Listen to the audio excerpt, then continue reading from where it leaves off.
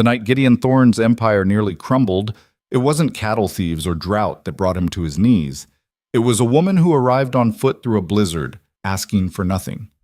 For 15 years, Wyoming's wealthiest rancher had turned away every bride, every partnership, every chance at softness, building walls so high that loneliness became his only companion. Then Ivy Mercer walked through his door, with frost in her hair and scars deeper than his own. And suddenly the fortress he'd spent a lifetime constructing began to crack from the inside out. Follow this story to the end, and if it moves you, hit that like button and comment your city so I can see how far this tale travels across the world. The wind came down from the Absaroka Range like a living thing, hungry and mean, carrying snow that cut visibility to nothing and turned the Wyoming territory into a white hell. Gideon Thorne stood at the window of his ranch house, watching the storm devour his land, and felt nothing. He'd stopped feeling much of anything years ago. Iron Ridge sprawled across 12,000 acres of prime grazing land, watered by 3 creeks, and protected by mountain barriers that made it the envy of every rancher from Cheyenne to Montana. Gideon had built it from dust and determination, starting with nothing but a good horse and a better sense of when to fight and when to wait. Now, at 42, he owned more cattle than he could count, employed 30 men year-round, and had contracts with beef buyers in 4 territories. He was also utterly alone. "Boss!" His foreman, Dutch Keller, appeared in the doorway, shaking snow from his hat. "Storm's getting worse. We got the stock close to the shelters, but if this keeps up through tomorrow, we'll lose strays for sure." Gideon nodded without turning from the window. "Double the watches. Rotate every 2 hours so nobody freezes." "Already done." Dutch hesitated. "There's something else." Something in his tone made Gideon turn. Dutch was 58, weathered as old leather, and hadn't been surprised by anything in 20 years. But he looked uncertain now. Someone came up the road, on foot. Gideon's eyebrows rose. "In this?" "Saw her about a quarter-mile out. Figured she was a ghost at first, but she's real enough. Collapsed right before she reached the barn." "Her?" "Woman. Young, I think. Hard to tell under all that ice." Dutch shifted his weight. "Got her in the bunkhouse kitchen warming up. Hasn't said a word yet." Gideon felt a familiar irritation rising. The last thing he needed was some fool woman who'd gotten herself lost in a blizzard, especially during calving season when every hand was already stretched thin. But you didn't leave people to freeze, even stupid ones. "I'll see to it," he said. The walk from the main house to the bunkhouse took less than 2 minutes, but the wind made it feel like crossing the Arctic. Gideon kept his head down, following the rope line Dutch had strung between buildings. When he pushed through the bunkhouse door, warmth and the smell of coffee hit him like a wall. She sat at the long table near the stove, wrapped in a wool blanket, her hands curved around a tin mug. Even half frozen and soaked to the bone, she held herself with a strange dignity, spine straight, chin up, eyes focused on the steam rising from her coffee. "Ma'am." Gideon pulled off his hat, shaking snow onto the floorboards. "I'm Gideon Thorne. This is my ranch." She looked up, and he got his first clear view of her face. Not young, somewhere in her late 20s, maybe 30. Dark hair plastered to her skull, skin pale as milk except for the raw spots where frostbite had started to bite.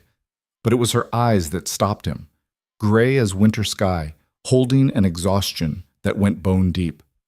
"Ivy Mercer." Her voice was hoarse, probably from the cold, but steady. "I didn't mean to intrude."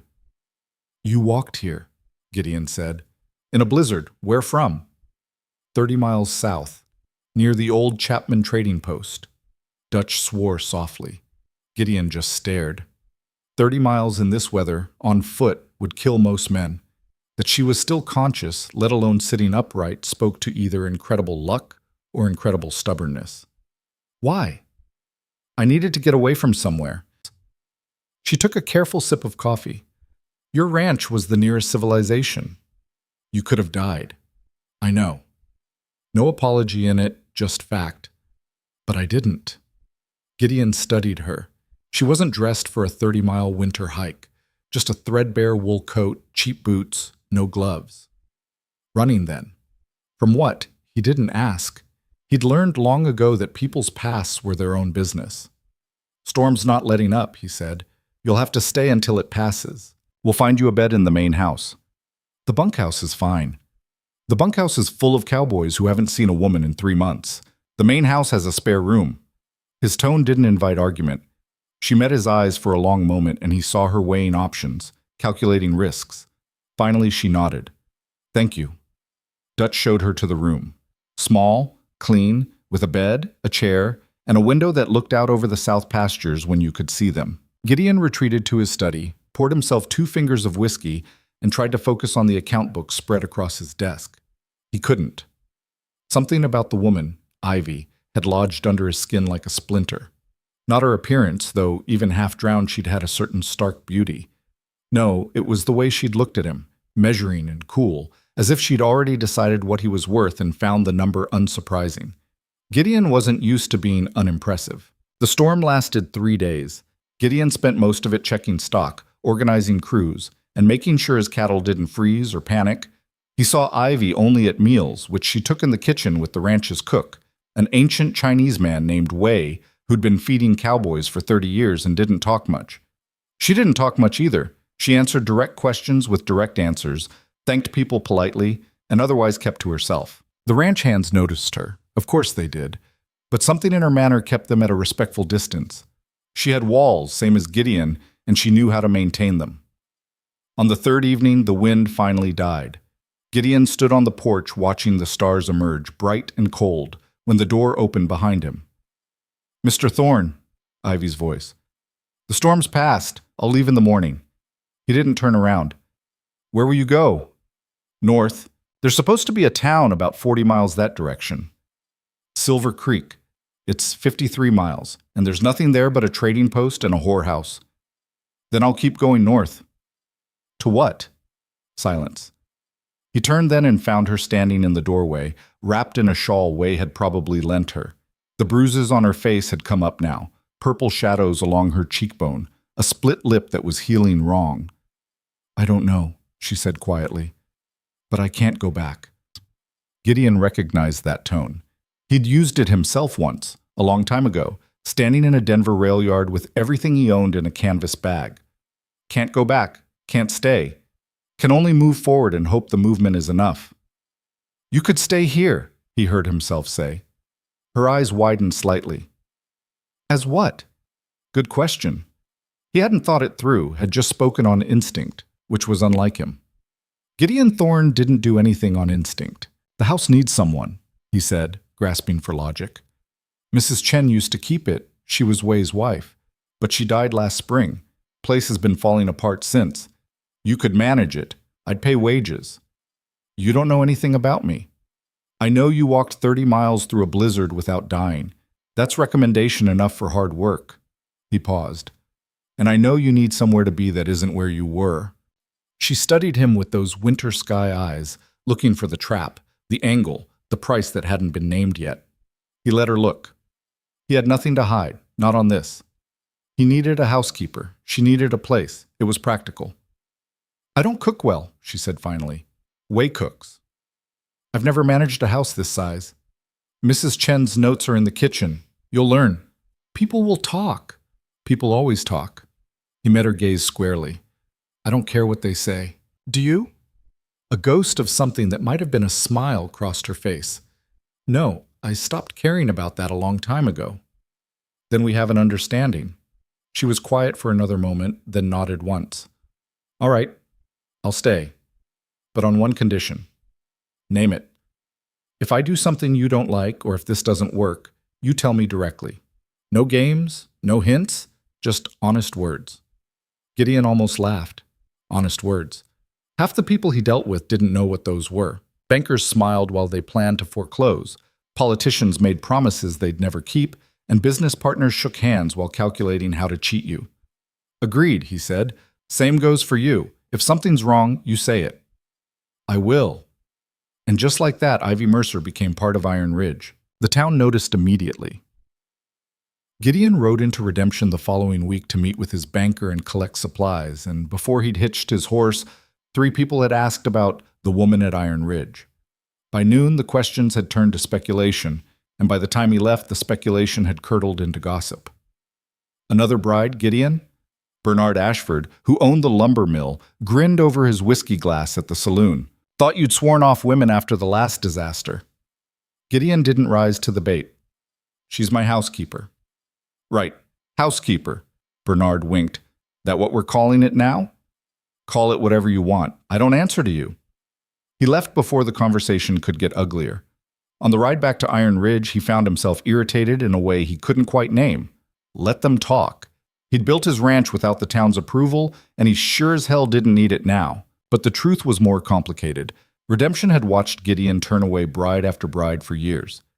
First, there'd been Sarah Drummond, a banker's daughter from Cheyenne, beautiful and educated and completely wrong for frontier life. She'd lasted 2 weeks before declaring Wyoming barbaric and leaving on the next stage. Then Margaret Hess, a widow with 3 children, who'd wanted a father for her kids more than a husband for herself. Then Alice Warren, who'd seemed perfect until Gideon discovered she'd been writing to his competitor, Thomas Crawford, sharing information about cattle contracts and water rights.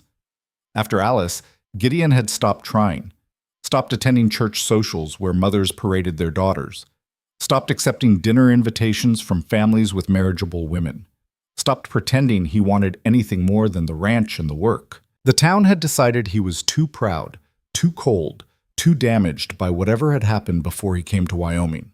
They weren't entirely wrong. When he got back to Iron Ridge, the sun was setting, painting the snow-covered fields in shades of orange and purple. Smoke rose from the chimneys of the main house and bunkhouse. Lights glowed warm in the windows. It looked like home, which was strange because Gideon had never thought of it that way before. Iron Ridge was his empire, his achievement, his fortress, not his home. Inside, the house smelled like lemon oil and fresh bread. The floors gleamed. The curtains had been washed and rehung. Even the study, which he'd expressly told Ivy to leave alone, had been organized. Books shelved properly, paper sorted, the whiskey decanters filled and polished. He found her in the kitchen with Way, the 2 of them working in comfortable silence. She was peeling potatoes while Way chopped onions, both of them moving with the easy rhythm of people who'd found a shared language. You cleaned my study, Gideon said. Ivy didn't look up from her peeling. Yes, I told you to leave it. You told me to manage the house. The study is part of the house. She glanced at him then, one eyebrow raised. If you don't like how I organized it, tell me directly. No games, no hints. Wasn't that our agreement? Way made a sound that might have been a laugh. Gideon found his irritation dissolving into something uncomfortably close to amusement. It's fine, he said. Good. She went back to her potatoes. Dinner in an hour. He retreated to the study, settled into his chair, and discovered that she'd indeed organized everything. But she'd done it intelligently, grouping papers by subject, arranging books by topic rather than size, even leaving his current reading on the desk within easy reach.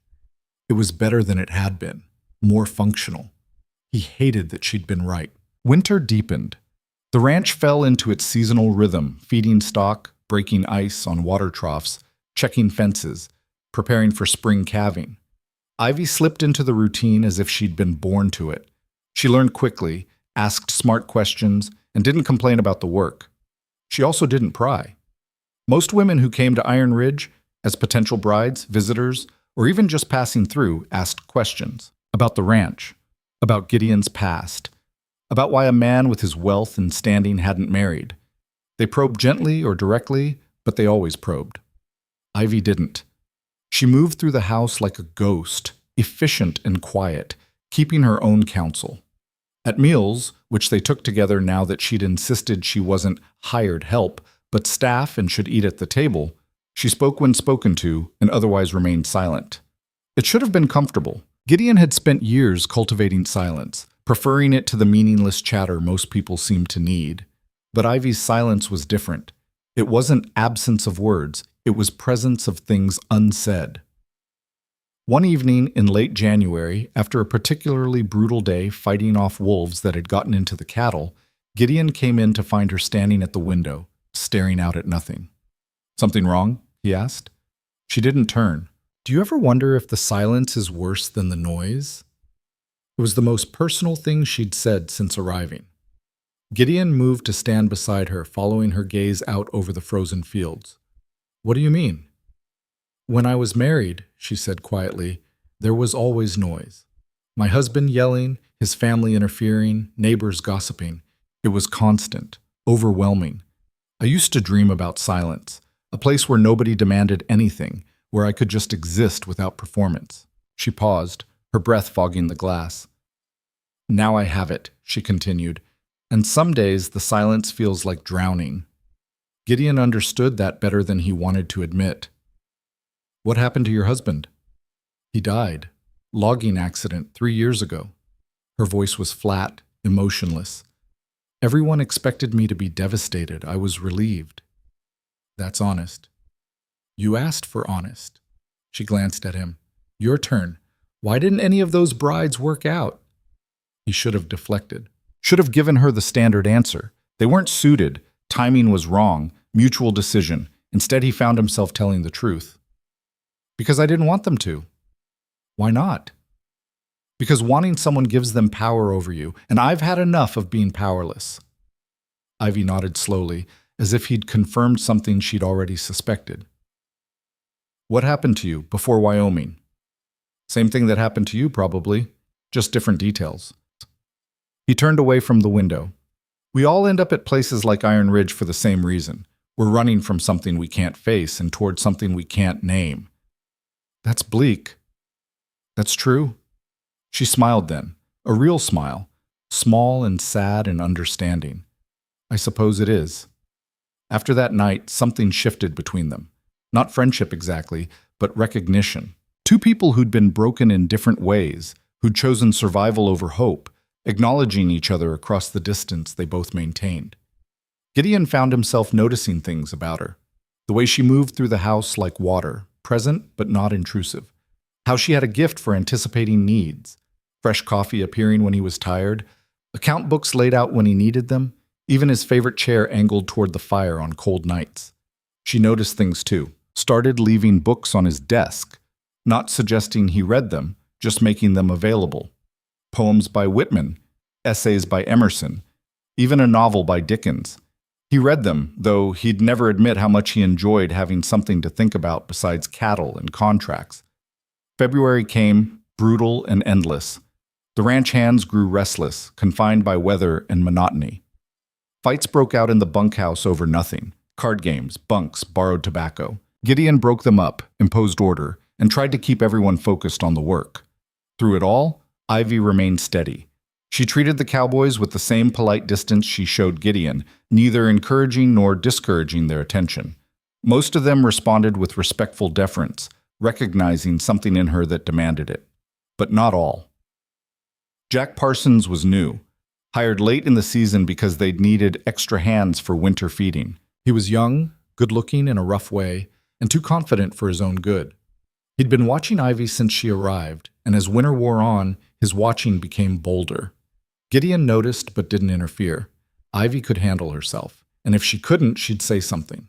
Their agreement went both ways. She didn't say anything, but Gideon saw her start avoiding the bunkhouse, saw the way she tensed when Parsons was nearby, saw the careful distance she maintained. One afternoon, Gideon was checking inventory in the barn when he heard voices, Ivy's, low and firm, and Parsons's, wheedling and too close. Come on now, Miss Mercer, just one walk, or maybe a ride when the weather clears. You can't stay locked in that house forever. I'm not locked in. I'm working, and I'm not interested. Every woman's interested if you ask, right? I've said no. Please respect that. Gideon stepped around the corner of the stall. Parsons had Ivy backed against the barn wall, not touching her, but close enough to intimidate. Her face was calm, but her hands were clenched at her sides. Parsons? Gideon's voice cut through the barn like a blade. Didn't you have fence work on the north section? Parsons stepped back quickly. Finished it, boss. Just came in to... Then find something else to do. Now. The younger man flushed, shot Ivy a look that promised this wasn't over, and left. Gideon waited until his footsteps faded before turning to Ivy. Why didn't you tell me he was bothering you? I can handle him. That's not what I asked. She met his eyes steadily. Because I've spent my whole life having men fight over me like I was property. I won't let it happen again, even if the fighter is on my side. This isn't about property, it's about respect. He's not showing you any. No, she agreed, But forcing you to intervene just gives him more power. Makes me someone who needs protecting instead of someone who can say no and have it mean something. Gideon understood the logic, even admired it. But logic didn't erase the anger burning in his chest at the thought of Parsons cornering her, pushing boundaries, refusing to hear her refusal. "He does it again," Gideon said quietly. "He's gone. Not because you need protecting, but because I don't employ men who can't follow basic decency." Ivy studied him for a long moment. "Thank you," she said finally, "for making it about him, not me." "It is about him," she smiled slightly. "I know. That's why I'm thanking you." March arrived with false spring, 3 days of warmth that melted snow and fooled the cattle into thinking winter was over. Then the storm hit. It came out of nowhere, a late blizzard that was somehow worse than anything they'd faced all season. The temperature dropped 40 degrees in 6 hours. Wind screamed down from the mountains. Snow fell so thick you couldn't see 3 feet, and the cattle panicked. Gideon was in the barn when Dutch burst in, covered in snow, eyes wild. "Boss, the herd's running. Something spooked them, and they're heading straight for Widow's Ravine." Widow's Ravine was a 60-foot drop into a rocky canyon. If the herd went over, they'd lose half their stock, thousands of dollars, months of work, and probably men trying to stop them. "Mount up," Gideon yelled to every hand in earshot. "Everyone rides. We turn them before the ravine or we die trying." The ranch exploded into controlled chaos. Men grabbed saddles, horses, ropes, anything that might help. Gideon was swinging onto his stallion when he saw her. Ivy, dressed in men's clothing, leading a horse from the stable. "What are you doing?" he demanded. "Helping." She mounted with practiced ease. "I can ride, and you need every hand." "This isn't... No games, Gideon. You need riders. I'm riding."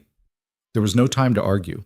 The herd was already moving, a dark mass in the blowing snow, heading toward death. Gideon spurred his horse and rode straight into the storm.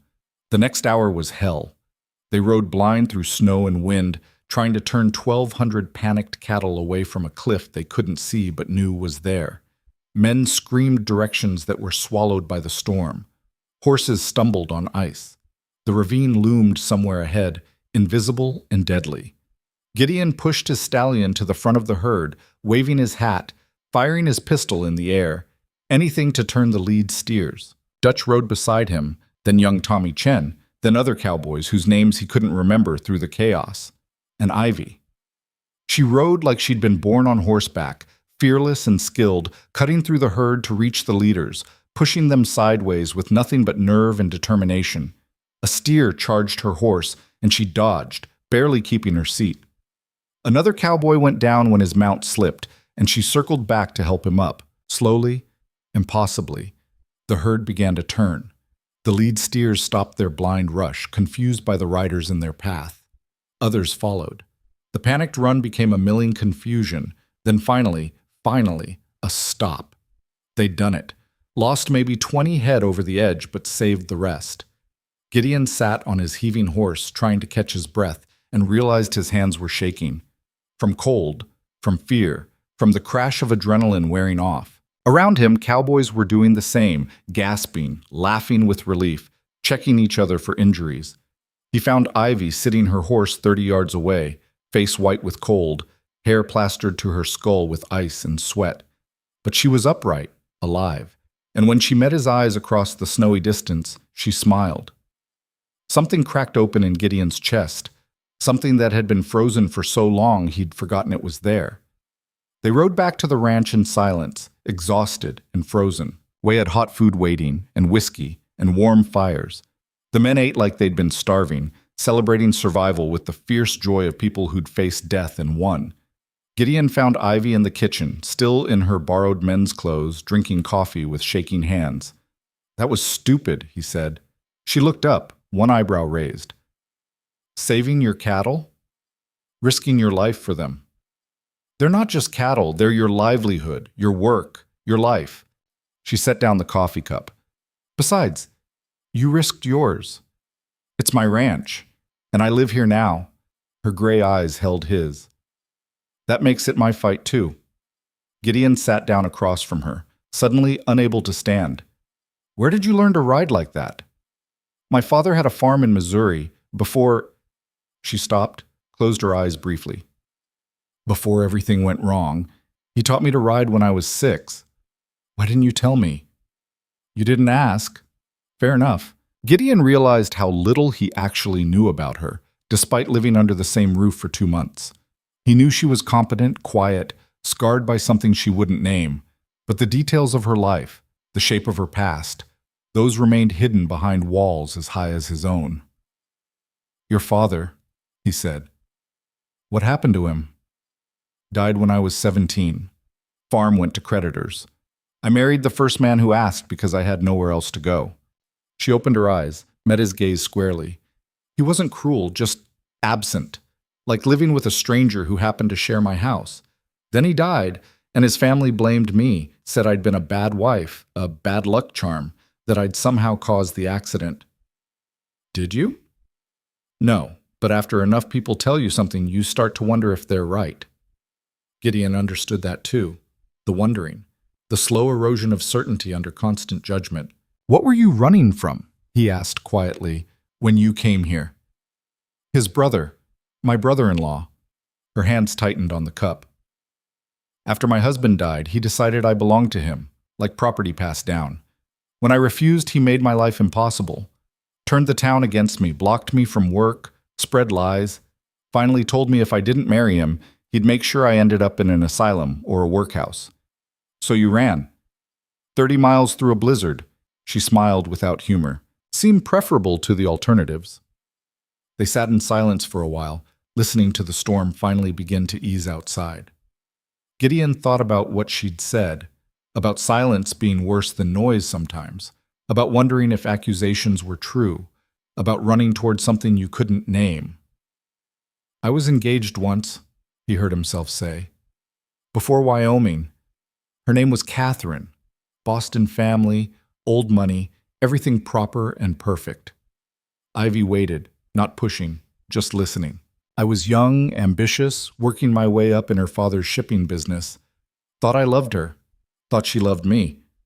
He paused, surprised by how much it still hurt to remember. Found out she was engaged to me as a punishment. What? Her father's idea. Catherine had fallen in love with someone unsuitable, a painter, no money, no prospects. Her father thought she needed to learn responsibility, so he pushed her toward me. The reliable one. The worker. The man who'd never be exciting but would be stable. He laughed bitterly. She told me the truth the night before the wedding. Said she was sorry, but she couldn't go through with it. That she'd tried to love me but couldn't force something that wasn't there. Then she left with the painter, and her father blamed me for not being man enough to keep her. That's cruel. That's truth. I wasn't enough. Wasn't interesting enough. Wasn't passionate enough. Wasn't whatever it was she needed. Gideon met Ivy's eyes. So I came west and decided I'd never need to be enough for anyone again. I'd just be successful, rich, powerful. That would be sufficient. Is it? Ivy asked softly. No. The word came out before he could stop it. But it's safer than wanting more. She nodded slowly. I understand that. The storm finally died around midnight. Gideon stood at his window, watching stars emerge from clearing clouds, and thought about the woman sleeping down the hall. The woman who'd ridden into a blizzard to save cattle that weren't hers, who'd survived things that would have broken weaker people, who understood silence and scars and the terrible weight of other people's judgments. The woman who, somewhere in the last 2 months, had become more than just his housekeeper. He didn't know what to do with that realization. Didn't know if she felt the same or if her walls were too high to climb or if he even wanted to try. Wanting someone meant vulnerability, meant risk, meant the possibility of not being enough all over again. But as he stood there in the darkness, Gideon admitted something he'd been avoiding for weeks. Ivy Mercer had changed Iron Ridge, had changed him, and he wasn't sure if he could go back to the fortress of silence he'd built, even if he wanted to. Outside, the Wyoming night stretched vast and cold and beautiful. Inside, something equally vast had begun to stir, something fragile and terrifying and absolutely undeniable, something that felt dangerously close to hope. Spring came to Wyoming territory like a promise that might be broken. Warm days that melted snow into rushing creeks, followed by cold nights that froze everything solid again. The land couldn't decide what it wanted to be, and Gideon found himself in similar turmoil. He watched Ivy across the breakfast table, studying the way morning light caught in her dark hair, now clean and braided instead of frozen and wild. She was reading the newspaper Dutch had brought from town, her coffee growing cold beside her, a small furrow between her eyebrows that appeared whenever she concentrated. "Something interesting?" he asked. She looked up, startled. They'd fallen into comfortable silence over meals, each lost in their own thoughts, and his question broke the pattern. "There's going to be a territorial assembly in Cheyenne next month," she said, "about water rights and land use. Says here they're proposing new regulations that would limit how many acres one rancher can control." Gideon's jaw tightened. He'd heard rumors about the assembly, about politicians in Cheyenne who thought men like him had too much power. They want to break up the big ranches, make room for smaller homesteads. Would that be so terrible? Would you ask a man to cut off his own legs? He stood abruptly, his chair scraping against the floor. "I built Iron Ridge from nothing. Every acre was earned, bought, or claimed legally. Now some politician who's never worked a day in his life wants to take it because other men weren't willing to do what I did." Ivy set down the paper carefully. "I wasn't attacking you, Gideon. I was just asking." He knew that. Knew his anger wasn't really directed at her, but at the constant pressure from people who wanted what he had without understanding what it cost. But the words had already left his mouth sharp and defensive, and he couldn't pull them back. "I need to check the south pasture," he said, grabbing his hat and leaving before she could respond. Outside, the air was crisp and clean, carrying the scent of wet earth and new grass. Gideon saddled his horse and rode out alone, pushing the stallion harder than necessary, trying to outrun the frustration burning in his chest. The truth was more complicated than he'd admitted. The assembly didn't just threaten his land. It represented everything he'd been fighting against since Catherine's father had looked at him like he was nothing. Men with power and connections deciding what other men deserved, who got to succeed and who got crushed. Gideon had sworn he'd never be on the losing side of that equation again, but there was another truth he was avoiding. The way Ivy's question had felt like judgment. He'd been letting himself imagine she understood him, that their shared scars created some kind of bond. Her simple question had reminded him how easily understanding could turn to criticism, how quickly someone could decide you weren't good enough. He was still writing when he saw the smoke. It rose from the old line shack near Copper Creek, a thin gray column that shouldn't have been there. Line shacks were used during roundups and calving season, but it was too early for either. Gideon spurred his horse toward it, hand moving instinctively to the rifle in his saddle scabbard. As he got closer, he saw a horse tied outside, lean and tired-looking, with a Colorado brand he didn't recognize. Someone was squatting on his land, which happened occasionally with drifters or cowhands down on their luck. Usually Gideon ran them off with a warning. Sometimes, if they seemed honest, he offered them work. He dismounted quietly and approached the shack. Through the grimy window, he could see a man sitting by the small stove, warming his hands. Young, maybe 25, with the kind of pretty features that usually meant trouble. Gideon pushed open the door. "This is private property." The man jumped up, reaching for a pistol that wasn't there. His eyes were wild for a moment, then calculating as he took in Gideon's expensive horse, quality rifle, and the confidence of a man on his own land. "Didn't know anyone was using it," the man said. His accent was Eastern, educated, wrong for someone dressed in trail-worn clothes. "Just needed a place to warm up. There's a town 15 miles south. You can warm up there." "Can't go to town." The man's jaw tightened. "I'm looking for someone. A woman. About 30, dark hair. Might be going by the name Mercer or possibly Thorne by now if she managed to trap some fool into marrying her." Gideon's blood went cold. "What's your business with her?"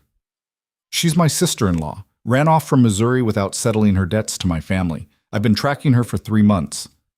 The man smiled, and it was ugly. "Heard she might be up this way. You seen anyone like that?" Every instinct told Gideon to throw this man off his land and never look back. But he kept his face neutral, his voice flat. "Why would she owe you debts?"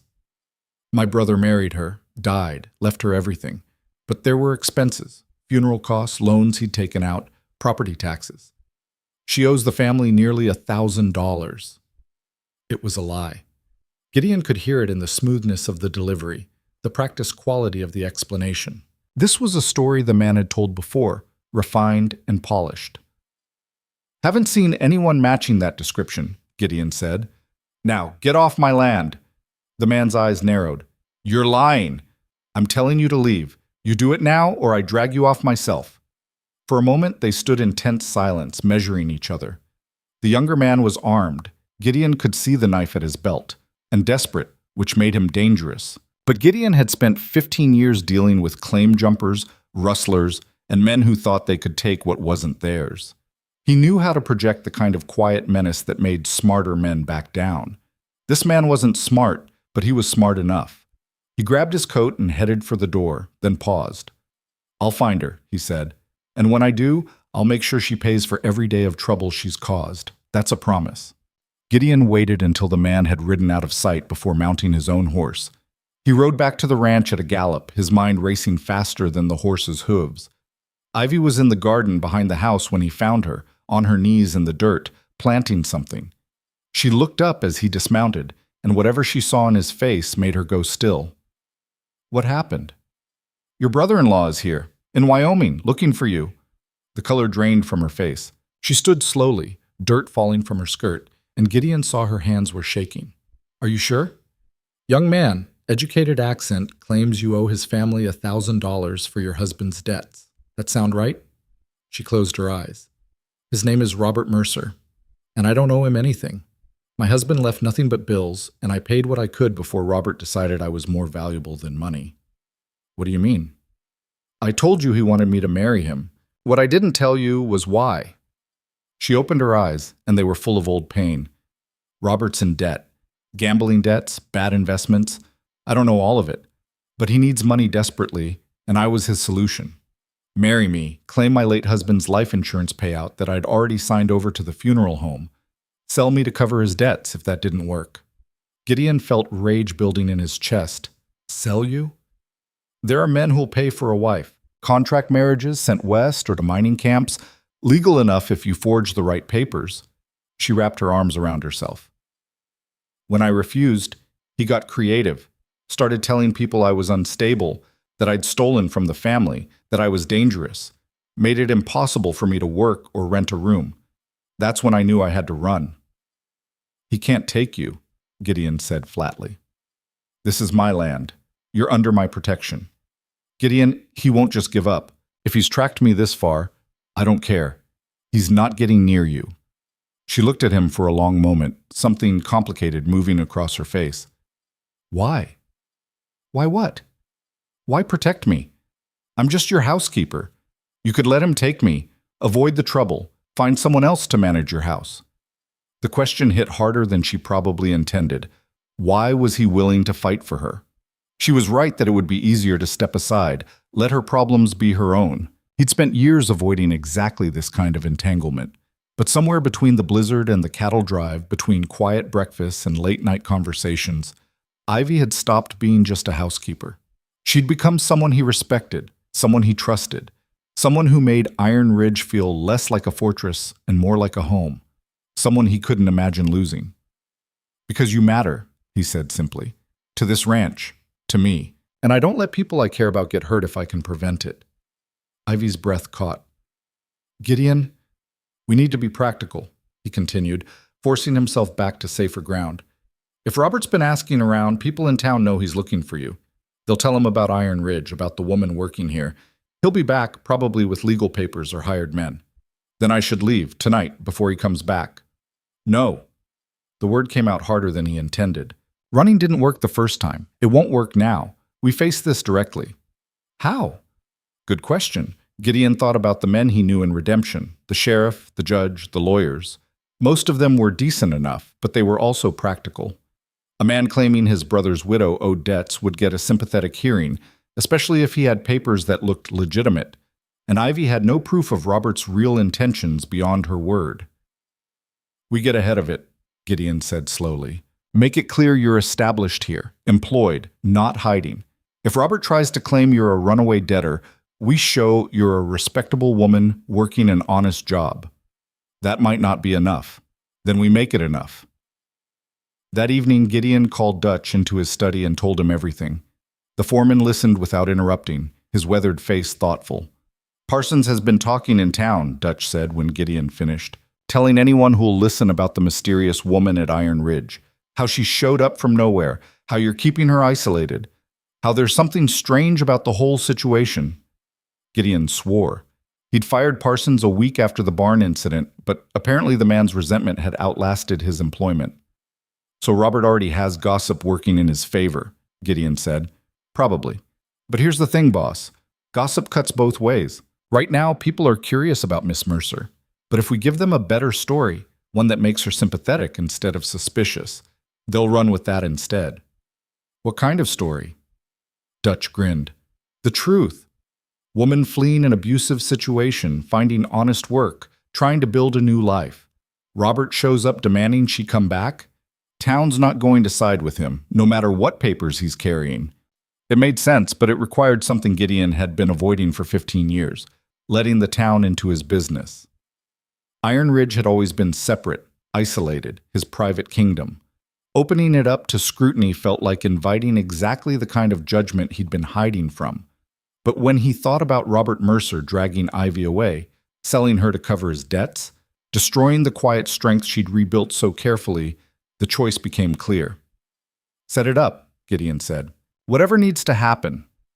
Over the next week, Dutch worked his network. Ivy accompanied Gideon to town for supplies, where she was introduced properly to the shopkeepers and their wives. She attended a church social, the first time Gideon had shown up to one in 5 years, and quietly charmed the older women with her competence and lack of pretension.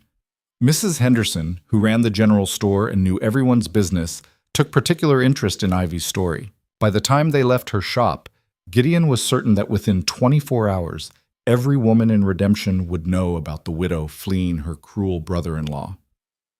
I feel like a show pony, Ivy said on the ride back to the ranch. Does it bother you?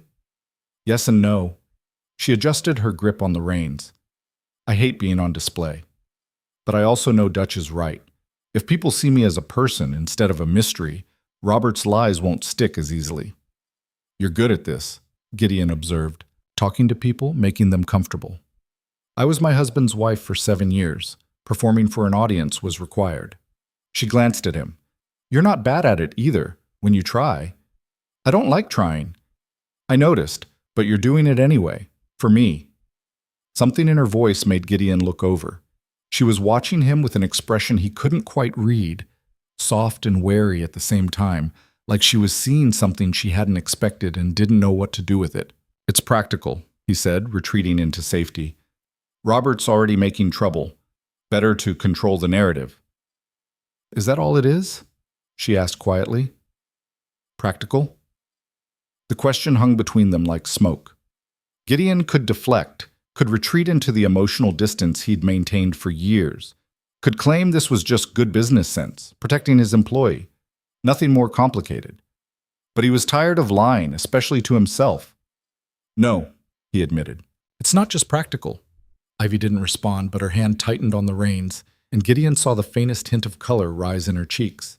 They rode the rest of the way in silence, but it wasn't the comfortable quiet they'd shared before. This silence hummed with things unsaid, with possibilities neither of them was quite brave enough to name. Robert returned on a Tuesday afternoon, this time with the sheriff. Gideon was in the barn when Dutch came running. Boss! Sheriff's here with that Mercer fellow. They're asking for Miss Ivy. Gideon's jaw tightened. Where is she? House. I sent Tommy to warn her. They walked out together to find Sheriff Morrison dismounting in the yard, Robert Mercer beside him looking smug. Morrison was a good man, fair but by the book, which could work for or against them depending on what papers Robert had brought. Gideon, Morrison tipped his hat. Sorry to trouble you, but Mr. Mercer here has presented some concerning documents. I need to speak with your employee, Ivy Mercer. About what? Robert stepped forward, pulling papers from his coat. About the debts she owes my family. I have promissory notes signed by my late brother, indicating loans totaling $1,200. As his widow, Mrs. Mercer inherited those debts. She fled Missouri without settling them, which constitutes fraud. That's a lie, Ivy's voice came from the porch. She stood in the doorway, chin up, face pale, but composed. Your brother died with debts, yes, but I paid what I could from the sale of our household goods. The rest were his responsibility before we married, not mine. Missouri law says otherwise, Robert countered. A wife assumes her husband's debts upon his death if there's no will specifying different terms, and my brother died without a will. Morrison looked uncomfortable. Ma'am, is that true? Did he have a will? No. Ivy's voice was steady. But those promissory notes are forgeries. Your brother never borrowed money from his family. He borrowed from the bank, and I have receipts showing I repaid what I could. Receipts can be faked, Robert said smoothly. And frankly, Sheriff, my concern isn't just the money. It's my sister-in-law's state of mind. She's been unstable since my brother's death. Paranoid, delusional, making wild accusations. I'm worried she needs care that Mr. Thorne isn't equipped to provide. Gideon saw the trap closing. Robert wasn't just claiming debt. He was building a case that Ivy was mentally unfit, which would give him legal grounds to take her back to Missouri for treatment. Once there, she'd disappear into whatever hell he had planned. Miss Mercer is perfectly sound, Gideon said coldly. She's been working here for 3 months, managing a complex household, handling accounts and inventory. Does that sound unstable to you? With respect, Mr. Thorne, you're not a doctor. Robert's smile was poisonous. I have letters here from our family physician in Missouri detailing Ivy's episodes of hysteria and concerning behavior. Surely you can see why I'm worried. I can see why you're lying, Ivy said. Her voice shook slightly, but she didn't back down. Dr. Warren never wrote those letters because I never had those episodes. You're making this up because you can't stand that I got away. Careful, Ivy, Robert warned. These wild accusations only prove my point. Morrison sighed. Look, I don't know what the truth is here, but Mr. Mercer has documents that look legitimate. Mrs. Mercer, if you have proof contradicting them, I'd like to see it. I don't have proof, Ivy said quietly. I left with what I could carry. Bank receipts, letters, everything else is back in Missouri. Then I'm afraid I have to take Mr. Mercer's claim seriously. Morrison looked genuinely regretful. Ma'am, I'm not arresting you, but I'm going to have to ask you to come to town tomorrow. Judge Hopkins needs to review these documents and hear both sides. She's not going anywhere with him, Gideon said flatly. She doesn't have to go with Mr. Mercer, just needs to appear before the judge. Morrison met his eyes. I know you want to protect her, Gideon, but this is legal business now. It has to go through proper channels. Robert's smile widened. He'd won this round, and he knew it. After the sheriff and Robert left, Gideon found Ivy in her room, sitting on the bed with her hands folded in her lap, staring at nothing. We'll fight this, he said from the doorway. How? He's got forged documents that look real, and I've got nothing but my word. She looked up, eyes dry but devastated. This is what he does, Gideon. He's been planning this for months. Every piece in place, every lie ready. I can't win against that. Then we don't play his game. We change the rules. What does that mean? Gideon sat beside her, his mind working through options. Robert's case depended on painting Ivy as a debtor and a mentally unstable woman who needed male guardianship. To fight that, they needed to establish her as independent, competent, and financially secure. Marry me, he said. Ivy's head snapped up. What? Marry me. If you're my wife, Robert has no claim. Debts from a previous marriage don't transfer to a new husband. And he can't argue you need his guardianship when you have mine. That's insane. It's practical. He kept his voice level, businesslike, hiding the chaos underneath. A legal solution to a legal problem. Gideon, you can't marry someone just to win a court case. Why not? People marry for worse reasons. Money, land, social position. At least this serves a purpose. She stood abruptly, putting distance between them. You're talking about your life.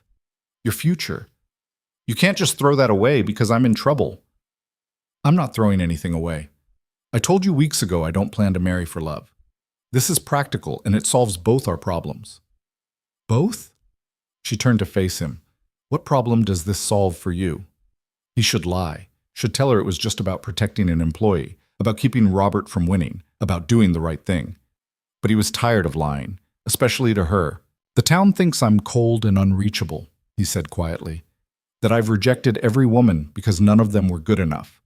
The truth is, I rejected them because I was too afraid to let anyone matter. But you already matter, Ivy. You've been living in my house for 3 months, and you've changed everything without even trying. So maybe this isn't about solving a problem. Maybe it's about finally being brave enough to want something more than just survival. Ivy stared at him, her eyes wide and unguarded. You don't mean that. I do. Gideon, I can't. Her voice broke. I can't be someone's wife again. I spent 7 years being invisible, being property, being whatever my husband needed me to be. I won't do that again, even for you. I'm not asking you to be invisible. I'm asking you to be exactly what you already are. He stood, closing the distance between them, but not touching. You think I want you to change? You're the only person in 15 years who's been honest with me, who's called me out when I'm being stubborn, who's trusted me with the truth about your past, who's ridden into a blizzard to save cattle that weren't even yours. Why the hell would I want to change any of that? Because that's what marriage does. It takes who you are and grinds it down until you fit someone else's expectations. Not this marriage, Gideon said firmly. We make our own rules, same as we have been. You keep managing the house the way you see fit. You tell me when I'm wrong. You live your life the way you choose, and I'll live mine. The only difference is we do it legally bound, which means Robert can't touch you. She shook her head. It's not that simple. It is exactly that simple. The complications are only in our heads. And what happens when you meet someone you actually want to marry? Someone you love? The question hung there, sharp and painful. Gideon could have deflected, could have said that would never happen, that he'd given up on love years ago. But that felt like another lie, another wall between them. I don't think I'm capable of loving someone the way you mean, he said slowly. Catherine broke something in me, or maybe it was already broken, and she just proved it. But if I'm capable of caring about someone, of wanting them in my life, of building something real with them, then I'm already doing that with you. Ivy's breath caught.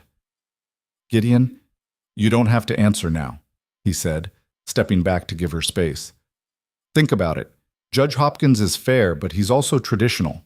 If you show up tomorrow as my fiancé, engaged to a respected rancher with standing in the territory, Robert's case falls apart. His debts become irrelevant. His claims of instability become jealous lies from a rejected suitor. You win, I win, and Robert goes home empty-handed. And we'd actually have to get married. Yes, forever. Or until one of us wants out. We can put terms in writing if that makes you feel safer. She looked at him for a long moment, searching his face for something. Finally, she said, Let me think about it. Gideon nodded and left, closing the door quietly behind him. In the hallway, he leaned against the wall and tried to steady his breathing. He'd just proposed marriage, not out of love or passion or any of the reasons normal people married, but as a business solution to a legal problem. Except it wasn't just business, and he knew it. Somewhere in the last few months, Ivy Mercer had become essential to him in a way he couldn't quite name. The thought of losing her to Robert's schemes made him feel desperate in a way he hadn't felt since leaving Boston. He told her he didn't think he could love anyone. That was probably true. But whatever this was, this fierce protectiveness, this need to see her safe and happy, this sense that his life had more meaning with her in it, it was the closest thing to love he'd ever experienced. And if she said no, he'd have to let her face Robert alone. Because forcing her into marriage to save her would just make him another version of Robert, another man trying to own her for his own purposes. The night stretched long and sleepless. Gideon sat in his study, staring at papers he couldn't read, while Ivy presumably did the same in her room. Dawn came gray and cold, and still he had no answer. He was drinking his third cup of coffee when she appeared in the doorway, fully dressed, her expression composed. Yes, she said simply. Gideon set down his cup carefully. Yes? I'll marry you, on one condition. Name it. If either of us wants out, for any reason, at any time, we agree to dissolve the marriage quietly and without blame. No questions, no accusations, no trying to change each other's minds. We just end it and move on. It was the same thing she'd demanded when she first agreed to stay. Honest words, clear terms, no games. Gideon should have felt relieved. Instead, he felt oddly disappointed that she was already planning their eventual separation. But he'd offered her an escape route and she was taking it. That was only fair. Agreed, he said. Ivy nodded once, all business. Then we should probably go see Judge Hopkins before Robert gets there first. They rode into Redemption together as the sun rose fully, painting the buildings gold and pink. The town was just waking up, shopkeepers sweeping stoops, early risers heading to the cafe for breakfast. Word of the sheriff's visit to Iron Ridge had already spread, and people stopped to watch as Gideon and Ivy rode past. Judge Hopkins lived above the courthouse in rooms that smelled like pipe smoke and old law books. He answered the door himself, surprised to see them so early. "Mr. Thorne, Mrs. Mercer, I wasn't expecting you until this afternoon." "We have information relevant to Mr. Robert Mercer's claims," Gideon said. "Information that changes the situation significantly." Hopkins invited them in, poured coffee, nobody drank, and listened as Gideon laid out their position. Ivy Mercer was now Ivy Thorne, or would be as soon as the paperwork was filed. Any debts from her previous marriage were irrelevant, and any claims about her mental state were clearly fabricated by a man who'd been harassing her. "This is quite sudden," Hopkins said carefully. "Yesterday you were employer and employee. Today you're engaged." "We've been moving toward this for weeks," Gideon lied smoothly. "The situation with Mr. Mercer simply accelerated our timeline." "I see." Hopkins looked at Ivy. "Ma'am, I have to ask, are you entering this marriage of your own free will?" "Yes," Ivy said, her voice steady. "And you understand that once married, certain legal protections dissolve? Mr. Thorne would have rights over your property, your decisions." "I understand the law, Your Honor, and I trust Mr. Thorne to respect the terms we've agreed upon privately." Hopkins studied them both, his old eyes shrewd. Finally, he nodded. "All right, I'll drop the license. You can marry as soon as you find someone to perform the ceremony. As for Mr. Mercer's claims, I'll hear him out this afternoon as scheduled. But frankly, once you're married, most of his case becomes moot." They were halfway through the paperwork when Robert showed up. He burst through the door, disheveled and angry, clearly having heard the news. "You can't do this. She's trying to escape legitimate debts." "Actually, Mr. Mercer," Hopkins said mildly, "once Mrs. Mercer marries Mr. Thorne, those debts, if they exist, become a matter between you and her previous estate. You'd need to pursue claims through probate court in Missouri, not through a Wyoming territorial judge." "She's marrying him to avoid responsibility." "She's marrying him because they're engaged," Hopkins corrected. "Unless you have evidence of coercion or fraud, I don't see grounds to prevent it." Robert's face turned ugly. He looked at Ivy with pure hatred. "You think you've won? You think marrying some frontier rancher makes you safe? I'll destroy you, both of you. I'll make sure everyone knows what you really are." "And what's that?" Ivy asked quietly. "A whore who married my brother for his money, killed him through neglect, and ran off to seduce the first rich fool she could find." Robert smiled viciously. "How long before Mr. Thorne realizes what kind of woman shares his bed?" Gideon moved before he could think, grabbing Robert by the collar and slamming him against the wall. "Say another word about my future wife, and I'll make sure you leave Wyoming in pieces." "Gentlemen," Hopkins stood, alarmed. "Mr. Thorne, release him." Gideon let go slowly, stepping back but keeping himself between Robert and Ivy. Robert straightened his coat, breathing hard, his eyes full of venom. "This isn't over," he said. "Yes, it is," Gideon replied. "Get out of Wyoming. If I see you near my ranch or my wife again, sheriff or no sheriff, I'll shoot you for trespassing." Robert looked at Ivy one last time. "You'll regret this." Then he left, slamming the door hard enough to rattle the windows. In the silence that followed, Hopkins cleared his throat. "Well, that was unfortunate." "He won't give up," Ivy said softly. "He'll find another way." "Let him try," Gideon said. "Once we're married, he has no legal standing. Anything he does after that is just harassment, and that's something I know how to handle." They finished the paperwork and left the courthouse to find half the town watching. News had spread fast, and people were gathering in clusters, whispering and staring. "Mrs." Henderson pushed through the crowd. "Mr. Thorne, is it true you're getting married?" "Yes, ma'am." "Well, it's about time," she beamed at Ivy. "Dear, you've done what a dozen women couldn't. Congratulations." Others joined in, offering congratulations that ranged from genuine to skeptical. Gideon endured it with forced patience, aware that every friendly word was also a claim, the town accepting Ivy, which meant Robert's lies would find no purchase here. They rode back to Iron Ridge in silence, both processing what they'd just set in motion. A marriage of convenience that would become legally binding within days. A partnership built on mutual need rather than love. A gamble that they could maintain their independence while tied together by law and necessity. When they reached the ranch, Ivy dismounted and turned to face him. "Thank you," she said quietly. "For what?" "For being willing to change your whole life to keep me safe."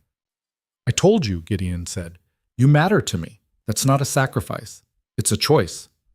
She looked at him for a long moment, something shifting in her expression. Then, before he could react, she stepped forward and kissed him. It was brief, tentative, more a brush of lips than a real kiss, but it sent electricity through Gideon's entire body, waking up feelings he'd thought long dead. When she pulled back, her cheeks were flushed. "What was that for?" he asked, his voice rough. "For being honest," she said, "even when the truth is complicated." Then she walked into the house, leaving Gideon standing in the yard, his heart pounding, wondering what the hell he'd just gotten himself into, and knowing, with absolute certainty, that he wouldn't take it back even if he could. The wedding happened 3 days later in Judge Hopkins' chambers with Dutch and Mrs. Henderson as witnesses. Ivy wore a simple blue dress that Mrs. Henderson had insisted on lending her, and Gideon wore his best suit, the one he'd bought 5 years ago for a Cattlemen's Association dinner, and hadn't touched since. The ceremony took less than 10 minutes, the words feeling both momentous and strangely hollow, as they promised to honor and cherish each other until death. When Hopkins pronounced them married, Gideon kissed Ivy because it was expected. A brief press of lips that felt nothing like the spontaneous kiss she'd given him 3 days earlier. Her hand trembled slightly in his as they signed the marriage certificate, and he wondered if she was already regretting this choice. They held a small reception at the ranch that evening because Dutch had insisted people would talk if they didn't, and the last thing they needed was more gossip, suggesting something improper about the marriage. Cowboys from Iron Ridge mixed awkwardly with townspeople who'd made the ride out, everyone pretending this was a normal wedding instead of a strategic legal maneuver wrapped in white lace and good wishes. Gideon stood near the barn, watching Ivy move through the crowd, accepting congratulations with the same polite distance she'd shown when she first arrived. She looked beautiful in the lamplight, her dark hair pulled back, her expression composed, but he could see the tension in her shoulders, the careful way she held herself apart, even while surrounded by people. "You did good, boss," Dutch said, appearing at his elbow with 2 glasses of whiskey. "Town's already changing its tune about her. Mrs. Henderson's been telling everyone how brave Miss Ivy was, escaping that awful brother-in-law. You're a hero for protecting her." "I'm not a hero. I'm just a man who made a practical choice." Dutch snorted. "Keep telling yourself that. Meanwhile, the rest of us can see how you look at her when you think nobody's watching." "I don't." "You do. And she looks at you the same way, all cautious and confused, like neither of you knows what to do with it." Dutch clapped him on the shoulder. "Give it time. Sometimes the best marriages start with friendship instead of fireworks." Gideon wanted to argue, to insist this wasn't that kind of marriage, that they'd made their arrangement clear.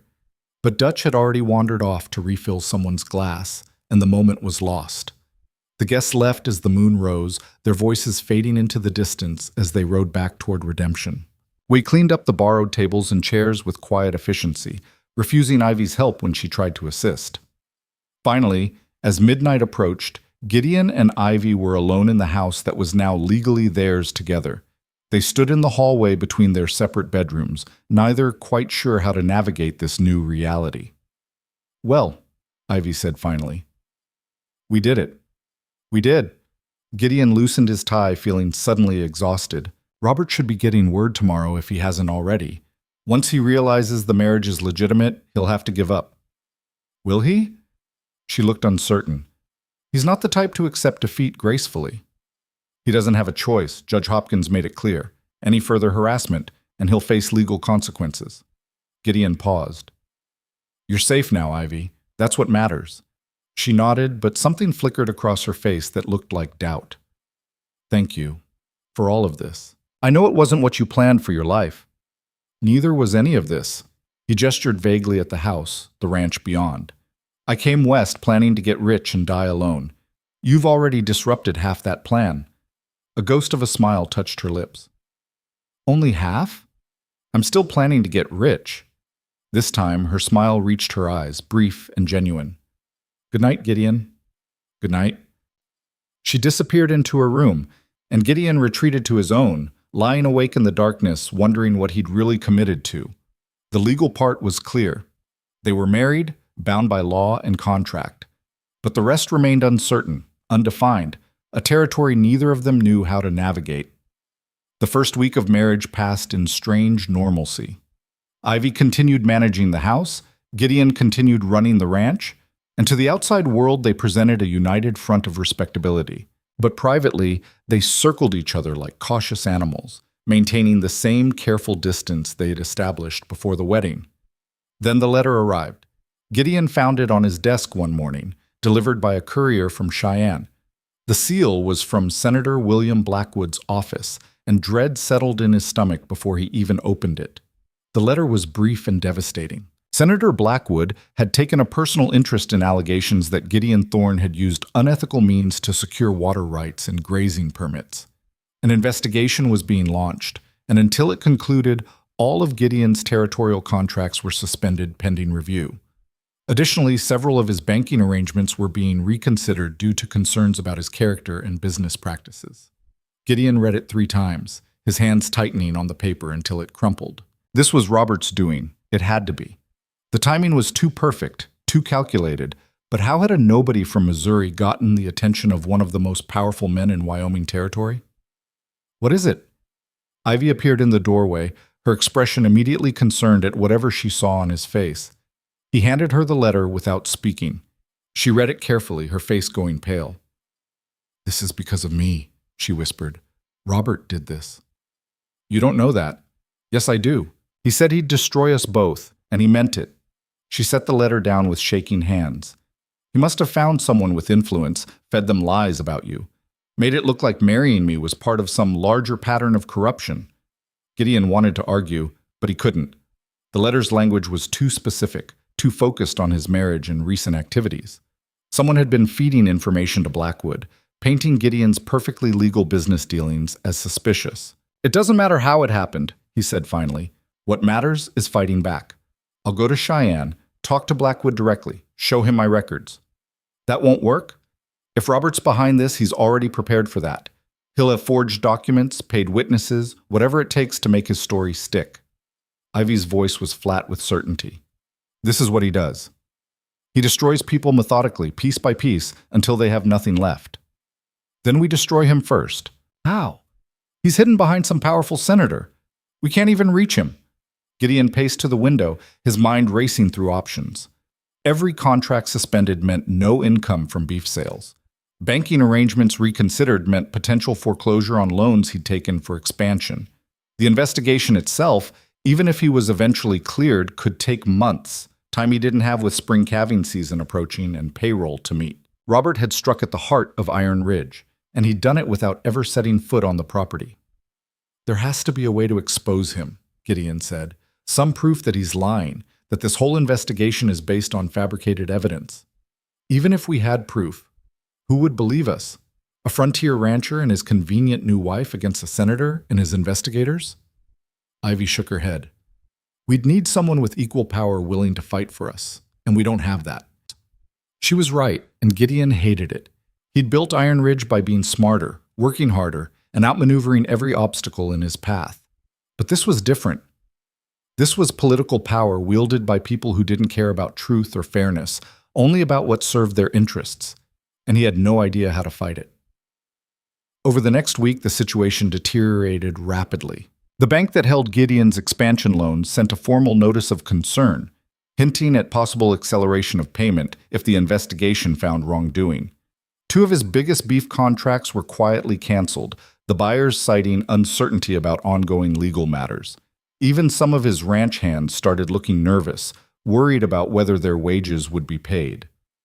Through it all, Ivy remained steady. She managed the house, worked on cutting expenses, and even started reviewing the ranch's account books to find money they could free up.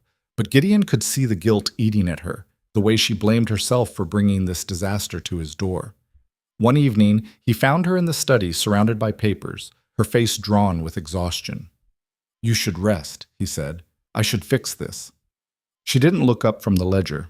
"If I'd just stayed in Missouri, faced Robert there instead of running, he would have destroyed you there, and I'd still be alone in this house wondering why nothing felt like enough." Gideon sat across from her. "This isn't your fault, Ivy." "It is. You married me to protect me, and now you're losing everything because of it." "I'm not losing everything. I'm fighting for it. There's a difference." She finally looked up, her eyes red-rimmed. "What if fighting isn't enough? What if Robert wins and you lose the ranch, your reputation, everything you've built? Then we start over. Just like that? You'd give up 15 years of work? I'd give up 100 years of work if the alternative was letting fear make my decisions." He leaned forward. "You asked me once why I rejected all those brides. The truth is I was terrified of caring about someone, of building something that mattered beyond money and land. Because if you care, you can lose. And losing hurts worse than never trying. That's exactly my point. You're about to lose because you tried, because you cared about me." "No," Gideon said firmly. "I'm about to fight because I cared about you. There's a difference. Losing only happens if I give up." Ivy stared at him, something shifting in her expression. "You really believe that?"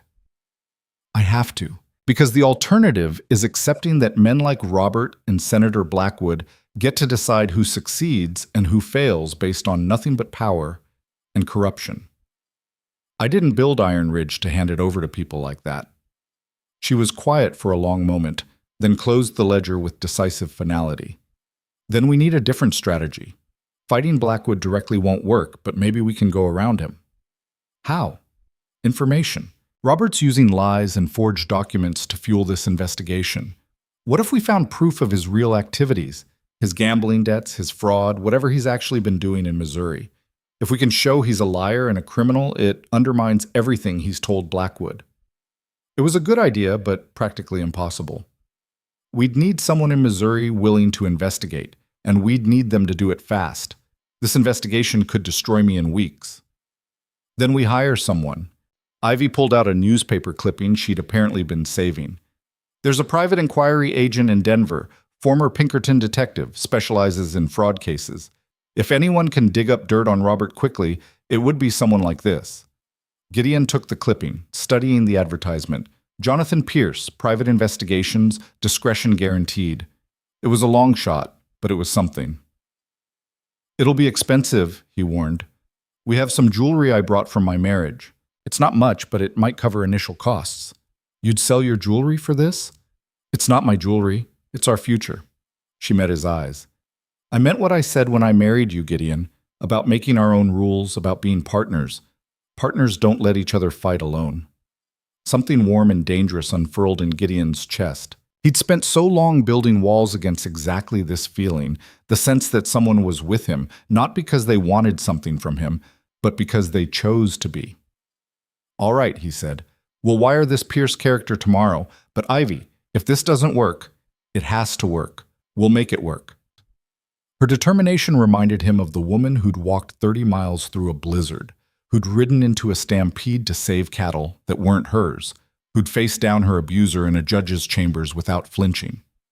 She'd been running when she arrived at Iron Ridge, but somewhere along the way, she'd stopped running and started fighting. And Gideon realized with startling clarity that he'd do anything to keep that fierce light burning in her eyes. They sent the wire to Denver the next morning, offering Pierce a substantial advance for immediate investigation into Robert Mercer's activities in Missouri. Within 2 days, they had a response. Pierce had taken the case and would have preliminary findings within a week. But a week felt like an eternity when everything was falling apart. The territorial investigator arrived on Thursday, a thin man named Cyrus Webb, who carried himself with the self-important air of someone who'd finally been given real authority. He spent 3 days at Iron Ridge reviewing every contract, every land deed, every business dealing Gideon had made in 15 years. Gideon cooperated fully, providing every document requested, answering every question with forced patience. But Webb's questions grew increasingly pointed, focused less on actual business practices and more on Gideon's personal life. This marriage of yours, Webb said during their final interview, his pen poised over his notebook. Quite sudden, wasn't it? My wife and I had been growing close for months. The timing was accelerated by external circumstances. External circumstances being Mr. Robert Mercer's legal claims against your wife? Former claims. Once we married, they became irrelevant. Convenient. Webb's smile didn't reach his eyes. Some might say suspiciously convenient, almost as if the marriage was designed specifically to avoid legitimate debts. The debts weren't legitimate. They were fabrications by a man trying to control a woman who'd escaped his abuse. That's your wife's version of events. Mr. Mercer tells a different story. Gideon's jaw tightened. Mr. Mercer is a liar and a fraud. If you'd investigate him with half the energy you're using on me, you'd see that. I'm not here to investigate Mr. Mercer. I'm here to investigate you. Webb closed his notebook. And what I'm finding, Mr. Thorne, is a pattern of aggressive business practices, questionable contract negotiations, and now a marriage that conveniently shields you and your wife from legal scrutiny. Senator Blackwood will be very interested in my findings. After Webb left, Gideon sat in his study feeling the walls closing in. Everything he'd built was being twisted into evidence of corruption by a man who'd already decided he was guilty. The truth didn't matter. Facts didn't matter. Only the narrative Webb was constructing for Blackwood. He was still sitting there when Ivy found him after dark. Dutch says the investigator left looking smug, she said quietly. He found what he was looking for. Or rather, he found ways to make innocent things look suspicious. Gideon poured himself a whiskey with hands that weren't quite steady. This whole investigation is a sham, and there's nothing I can do to stop it. Ivy moved to stand beside him, her presence solid and steady in the chaos. Jonathan Pierce wired today. He's found something. He's coming here personally to deliver the information. When? Tomorrow. It wasn't soon enough. Webb would have his report to Blackwood within days. Recommendations for sanctions or criminal charges or whatever political punishment they'd decided on. But it was something. A chance, however small, to fight back. That night, Gideon couldn't sleep. He stood at his window watching the moon paint silver across his land. 12,000 acres he'd earned through sweat and sacrifice, now at risk because he'd chosen to protect someone he cared about. He didn't regret it. That was the strange part. Even facing ruin, even knowing he might lose everything, he couldn't regret marrying Ivy. She'd brought something to Iron Ridge that all his wealth and success never had. She'd brought meaning, purpose beyond just accumulation, a reason to fight that went deeper than pride or ambition. A soft knock interrupted his thoughts. Ivy stood in his doorway, wrapped in a shawl, her hair loose around her shoulders. "Can't sleep either?" she asked. "Too much to think about." She moved to stand beside him at the window. For a while they just looked out at the night together, not touching but sharing the same space, the same silence. "When I was married before," Ivy said quietly, "I used to lie awake wondering if this was all my life would ever be. Cooking meals nobody complimented, cleaning a house nobody appreciated, existing beside a man who barely noticed I was there. I kept thinking there had to be more, something that made all the loneliness worth it. Did you find it?" "I don't know yet." She turned to look at him. "But these last few months with you have felt more real than 7 years in that other life. Even with everything falling apart, even knowing we might lose, I'd rather be here fighting than anywhere else giving up." Gideon's breath caught. The moonlight turned her face to pale silver, highlighting the strength in her features, the quiet determination that had drawn him to her from the beginning. "Ivy?"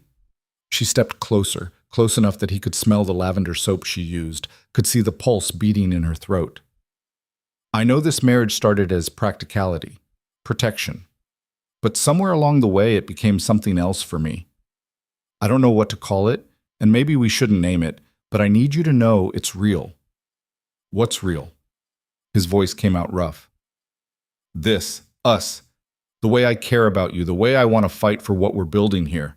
It's not the marriage itself, it's you, Gideon, who you are when you let your guard down. The man who rode into a blizzard, who stood up to my abuser, who's willing to lose everything rather than compromise his principles." Gideon couldn't find words. For 15 years, he'd convinced himself that caring was weakness, that opening up meant giving someone power to hurt him. But standing here with Ivy, seeing the vulnerability in her eyes, as she offered him something precious and fragile, all his carefully constructed defenses crumbled. "I don't know how to do this," he admitted. "How to let someone matter without being terrified of losing them." "Neither do I, but maybe we figure it out together." He reached out slowly, giving her time to pull away, and cupped her face in his hand. She leaned into the touch, her eyes closing briefly, and he felt something break open in his chest. All the locked-away longing, the denied need for connection, the buried hope that maybe he could have something more than just success. When he kissed her, it wasn't the dutiful press of lips from their wedding ceremony or the brief spontaneous kiss she'd given him days before. This was deeper, slower, a question and an answer wrapped together. She responded immediately, her hands coming up to grip his shirt, pulling him closer as if afraid he might disappear. They broke apart, breathing hard, foreheads pressed together, neither quite believing what had just happened.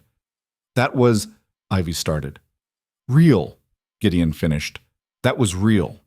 She laughed softly, the sound breaking the tension. "We have terrible timing." "We do.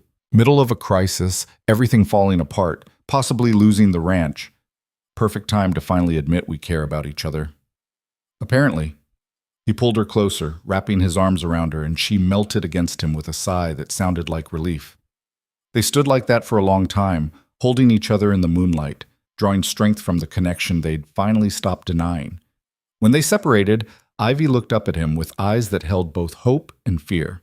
"Whatever Pierce found, whatever happens with Blackwood in the investigation, we face it together," Gideon said firmly. "No more fighting alone, no more building walls to keep each other out." "No more running," she agreed. He kissed her forehead gently. "Get some sleep. Tomorrow we start fighting back for real." She nodded and left, but not before squeezing his hand one more time. Gideon returned to the window, his heart still racing, his mind clearer than it had been in days. He'd thought marrying Ivy was about protecting her, about making a practical choice to solve a legal problem. But the truth was simpler and more complicated. He'd fallen for her somewhere between the blizzard and the cattle drive, between sharp conversations and shared silences. He'd just been too afraid to admit it, even to himself. Now, with everything at risk, with enemies circling and his empire crumbling, he finally understood what mattered. Not the land or the contracts or the reputation, but the woman who'd crashed into his life during a storm and refused to let him hide behind his walls. If they lost Iron Ridge, they'd rebuild. If they lost their standing in the territory, they'd earn it back. But if he lost Ivy because he'd been too afraid to fight for what they were building together, that would be a defeat he couldn't survive. So he would fight. For the ranch, for their future, for the fragile, precious thing growing between them that he was finally brave enough to name: love. Messy and terrifying and absolutely worth every risk. Jonathan Pierce arrived the next afternoon looking like he'd been traveling hard. He was younger than Gideon expected, maybe 35, with sharp eyes and the alert manner of someone who'd learned not to trust appearances. "Mr. and Mrs. Thorne," he said, accepting coffee in the study. "I'll get straight to it. Robert Mercer is even worse than you suspected." He laid out documents on the desk: bank records, witness statements, even photographs. The picture they painted was devastating. Robert had been running a fraud scheme in 3 Missouri counties, selling fake mining shares to unsuspecting investors. He'd accumulated debts of over $15,000, most of it to dangerous people who wouldn't wait forever for payment. "The scheme collapsed 2 months after your husband died," Pierce told Ivy. "Robert needed money fast. That's when he decided you were the solution, either through marriage or by selling you to cover his debts. When you ran, he got desperate." "How did he connect with Senator Blackwood, Weshifon?" Gideon asked. Pierce pulled out another document. Blackwood's nephew lost money in Robert's mining scheme. Robert offered him a deal. He'd provide information about a corrupt Wyoming rancher if the nephew could get his uncle to launch an investigation. The nephew wanted revenge for his losses, Blackwood wanted a high-profile case to boost his political career, and Robert wanted you destroyed. Everyone got what they wanted. "Except it's all built on lies," Ivy said. "Completely. And I have witnesses willing to testify to that.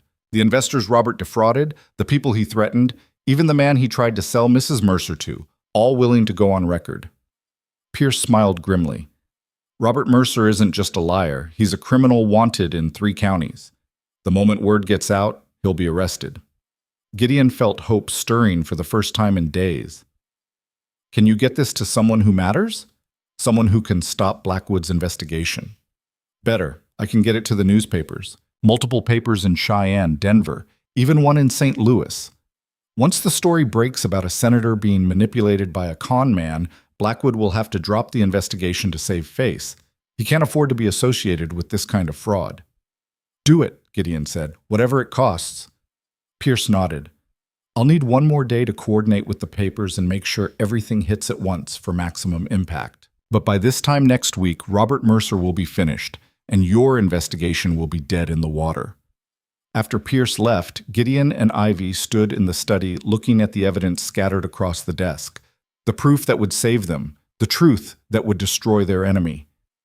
It's almost over, Ivy said quietly. Almost? Gideon pulled her close. One more week of holding on. She looked up at him, her eyes full of complicated emotion. And then what? Then we figure out what this marriage really is. What we want it to be. I already know what I want it to be, she said softly. I just wasn't sure you felt the same way. I do. I have for a while. Just took me time to stop being afraid of it. She smiled, genuine and warm. Good, because I'm done running from things that scare me, including this. They stood together in the fading afternoon light, holding each other while the evidence of their victory lay around them. Outside, Iron Ridge sprawled across the valley, vast and beautiful, and still theirs. Tomorrow they'd start the real fight, the one that would determine their future. But tonight, they had each other, and that was enough. More than enough. It was everything. The week that followed felt like waiting for a storm that might never come or might destroy everything. Pierce had promised the newspapers would break the story simultaneously, coordinating the release to maximize impact and give Robert no chance to run before the law caught up with him. But coordinating multiple publications across 3 territories took time, and every day that passed gave Senator Blackwood more opportunity to solidify his case against Gideon. On Tuesday, the bank sent another letter. The tone had shifted from concern to ultimatum. Gideon had 30 days to pay off the expansion loans in full or face foreclosure proceedings. 30 days to come up with nearly $40,000, an impossible sum without the beef contracts that had been canceled. Gideon sat at his desk staring at the letter, doing calculations that wouldn't come out right no matter how many times he ran the numbers. He could sell cattle, but not enough to cover the debt. He could sell land, but that would gut the ranch's grazing capacity for years to come. He could try to find new buyers for his beef, but word of the investigation had spread, and nobody wanted to do business with a man under suspicion of corruption. There has to be something, Ivy said, standing behind him, reading over his shoulder. She'd taken to spending her evenings in the study with him, both of them working through account books and correspondence, looking for solutions that seemed increasingly impossible to find. There's not. Not unless we can make the investigation disappear before the 30 days run out. Gideon set down his pen. Even if Pierce's story breaks next week, even if Blackwood drops the investigation immediately, the damage is done. The bank won't reverse their decision based on promises. They want money and we don't have it. What about the cattle we've been holding for spring sale? If we push them to market early, we'd get half price, maybe less. They're not ready, and buyers know it. We'd be coming from a position of desperation, and they'd exploit that. He rubbed his face tiredly. I've been through every option. Unless we find a buyer willing to pay fair price for underweight cattle from a rancher under investigation, we're finished. Ivy was quiet for a moment, her hand resting on his shoulder. The house has things, she said finally. Mrs. Chen's furniture, some artwork in the guest rooms. Not much, but something. That might buy us a week, maybe 2. It's not enough. Then we need to think differently. What does the bank actually want?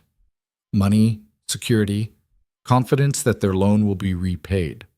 Right, so what if we gave them security instead of cash? Something valuable enough to guarantee the loan. Well, Gideon turned to look at her. Like what? The cattle are already collateral. The land can't be pledged twice. Not those. Something else. She moved to the window, her expression thoughtful. When I was going through Mrs. Chen's things in the attic, I found crates of items she'd collected over the years. Art, mostly. Paintings and sculptures from San Francisco, from her family in China. She told me once that her family had been wealthy before they emigrated, and she'd brought pieces with her. Paintings won't cover a $40,000 debt. Maybe not. But what if some of them are valuable? What if there's enough there to at least buy us time? She turned to face him. It's worth looking. He wanted to tell her it was pointless, that desperate searches through attics never yielded miracles. But the hope in her eyes stopped him. And the truth was, they were out of options. Looking cost them nothing but time they were spending waiting anyway. All right, he said. Tomorrow we go through the attic. They started early the next morning, climbing the narrow stairs to the dusty space beneath the roof where Mrs. Chen had stored her personal belongings. The attic was hot despite the spring chill outside, and filled with the accumulated debris of 30 years, trunks of clothing, boxes of letters, furniture too worn to use but too precious to discard. In the far corner, they found the crates Ivy had mentioned, 6 of them, carefully packed with straw and canvas. Gideon pried open the first one and found himself looking at a painting of mountains and mist, executed in a style he didn't recognize but that felt old and important. Wei would know, Ivy said, studying the piece. Mrs. Chen told me he had an eye for art, that he'd helped her family catalog their collection before they left China. They carried the paintings downstairs and found Wei in the kitchen preparing lunch. The old man's eyes widened when he saw what they were holding. Where did you find these? He asked in his careful English. The attic, Mrs. Chen's crates. Wei, are they valuable? Wei moved closer, his weathered hands hovering over the painting without quite touching it. This is Song Dynasty. Maybe older. My wife's grandfather was a collector. These were his treasures, the only things they could bring when they fled. How valuable? Gideon asked. I don't know American money well, but in San Francisco, collectors pay much for pieces like this. Thousands, maybe more. Wei looked at them both. Why do you ask? Gideon explained about the bank, the debt, the impossible deadline. Wei listened in silence, his expression unreadable. Mrs. Chen would want you to use them, he said finally. She loved this ranch, loved the life she built here. She wouldn't want to see it destroyed because of paintings gathering dust in an attic. We can't just sell your wife's family treasures, Ivy protested. They're not treasures if they just sit hidden. They're treasures if they save something that matters. Wei's voice was firm. You take them to someone who knows value. You save the ranch. That's what my wife would have wanted. It took them 2 more days to carefully inventory and photograph all the pieces. 18 paintings, 6 sculptures, and a collection of jade carvings that Wei insisted were particularly rare. On Friday, Gideon took the photographs to a dealer in Cheyenne who specialized in Asian art. The dealer, a thin man named Morrison, who wore spectacles and spoke with a cultivated Boston accent, studied the photographs with growing excitement. Where did you get these? He asked. They belong to my former housekeeper's family. We need to sell them quickly. Morrison's eyes gleamed. I have a client in San Francisco who's been looking for Song Dynasty landscapes for years. If these are authentic, and from the photographs I believe they are, he'd pay handsomely, very handsomely. How much? I'd need to see them in person to be certain, but based on these images, conservatively $50,000 for the collection, possibly more at auction. Gideon's breath caught. $50,000 would cover the bank debt with room to spare. It was more than he'd dared hope. How quickly can you arrange it? The client is actually in Denver right now on business. If you can bring the pieces to me by Monday, I can have him here by Wednesday. We could potentially close the sale by the end of next week. It was close, too close. The bank's deadline was in 23 days, and even moving quickly, authentication and payment would take time. But it was possible. For the first time in weeks, Gideon felt like they might actually survive this. He rode back to Iron Ridge with Morrison's letter of intent in his pocket, proof that a legitimate buyer was interested. It might be enough to get the bank to extend the deadline, at least until the sale could be finalized. But when he reached the ranch, he found Dutch waiting with news that shattered his fragile hope. Robert's back, Dutch said grimly. Showed up at the south gate about an hour ago with 2 men, rough types, armed. Said he needs to speak with you and Mrs. Thorne about a business matter. Gideon's jaw tightened. Where is he now? I told him to wait in the yard. Figured you'd want to handle it yourself. Where's Ivy? House. She saw them arrive, asked me to get you before she came out. Gideon found Ivy standing at the parlor window, her face pale but composed. He brought hired guns, she said quietly. He's not here to talk. Stay inside, I'll handle this. No. Her voice was firm. Whatever he wants, it involves me. I'm not hiding. He wanted to argue, to protect her from whatever poison Robert had come to deliver, but he recognized the steel in her voice, the same determination she'd shown riding into a blizzard of cattle. She'd stopped running from Robert Mercer, and she wasn't going to start again now. They walked out together to find Robert standing in the yard with two men who looked exactly like what they were.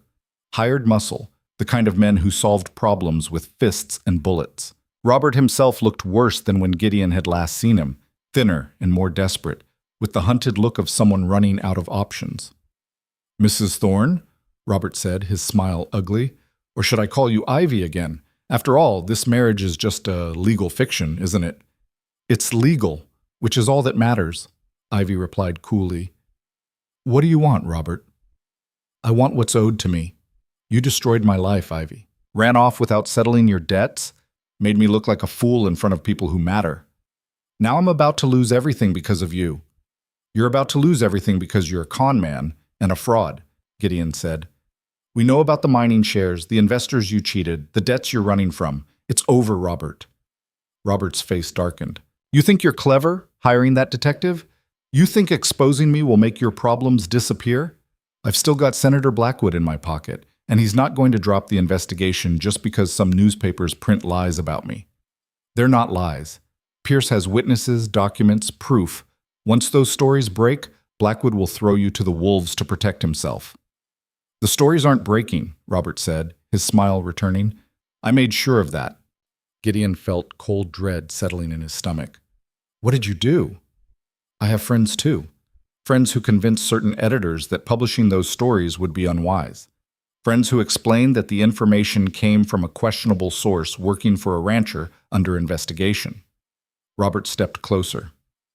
Your detective did good work, I'll admit, but he forgot that newspapers care more about avoiding lawsuits than printing the truth. Ivy's hand found Gideon's arm, her fingers tight.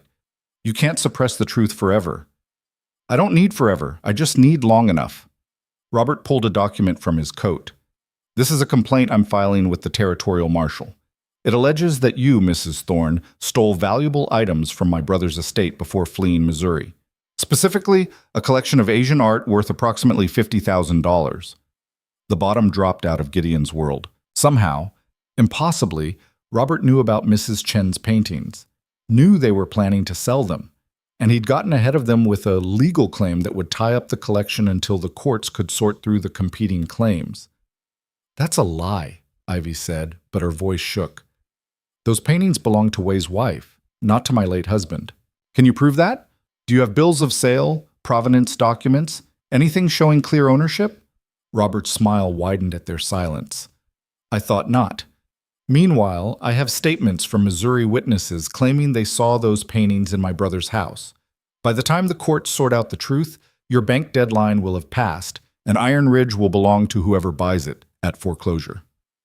You bastard, Gideon said quietly.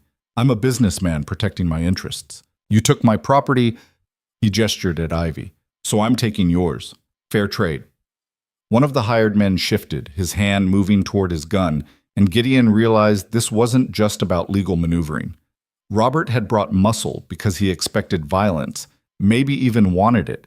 If Gideon attacked him, if this escalated into a fight, it would only strengthen Robert's case that they were desperate criminals willing to do anything. Get off my land, Gideon said, forcing his voice level despite the rage burning through him. Gladly. I've got to file this complaint with the marshal anyway. Should be served by tomorrow. Robert tipped his hat mockingly. Pleasure doing business with you both. They watched him ride away, his hired guns flanking him like an honor guard. Only when they disappeared down the road did Ivy finally let out the breath she'd been holding. He's going to win, she said hollowly. Even if we prove the paintings are ours, even if Pierce gets his story published eventually, it'll be too late. The bank will foreclose, Robert will have destroyed you like he promised, and it'll all be because I brought my problems to your door. No. Gideon turned her to face him. This isn't your fault. Robert's the one who chose to be a criminal. who chose to manipulate a senator, who chose to come after us with lies and hired guns. You're the victim here, not the cause. That doesn't change the outcome. We're still going to lose. He wanted to argue, to find the words that would make this better. But the truth was inescapable. Robert had outmaneuvered them at every turn. The paintings that should have saved them were now tied up in legal proceedings. The newspaper stories that should have exposed Robert's fraud had been suppressed. The investigation that should have been dropped was still grinding forward, and the bank deadline was still ticking down like a countdown to execution. Unless they found something Robert hadn't anticipated, some weakness in his carefully constructed trap, Iron Ridge was finished. That night, Gideon couldn't sleep. He paced his room, his mind racing through scenarios that all ended the same way, with him losing the ranch, losing his standing, losing everything he'd built. Ivy was right that it wasn't her fault, but that didn't make the loss any easier to bear. Around midnight, he heard soft footsteps in the hallway. A moment later, Ivy appeared in his doorway, wrapped in her robe. "Can't sleep either?" she asked. "No." She came in and sat on the edge of his bed, and without discussing it, Gideon sat beside her. They'd been married for weeks, had admitted they cared for each other, had shared kisses that promised more. But they'd still been maintaining separate rooms, separate lives in many ways. Tonight, though, the walls between them felt thin and unnecessary. "I keep thinking there has to be something we're missing," Ivy said. "Some angle Robert didn't consider, some weakness we can exploit." "I've been thinking the same thing, but I can't find it. He's covered every approach." Gideon paused. Unless what? "Robert's plan depends on time. He needs the bank to foreclose before we can prove ownership of the paintings, before Pierce can get his story published, before Blackwood realizes he's being manipulated. Everything is about keeping us trapped until the deadline runs out.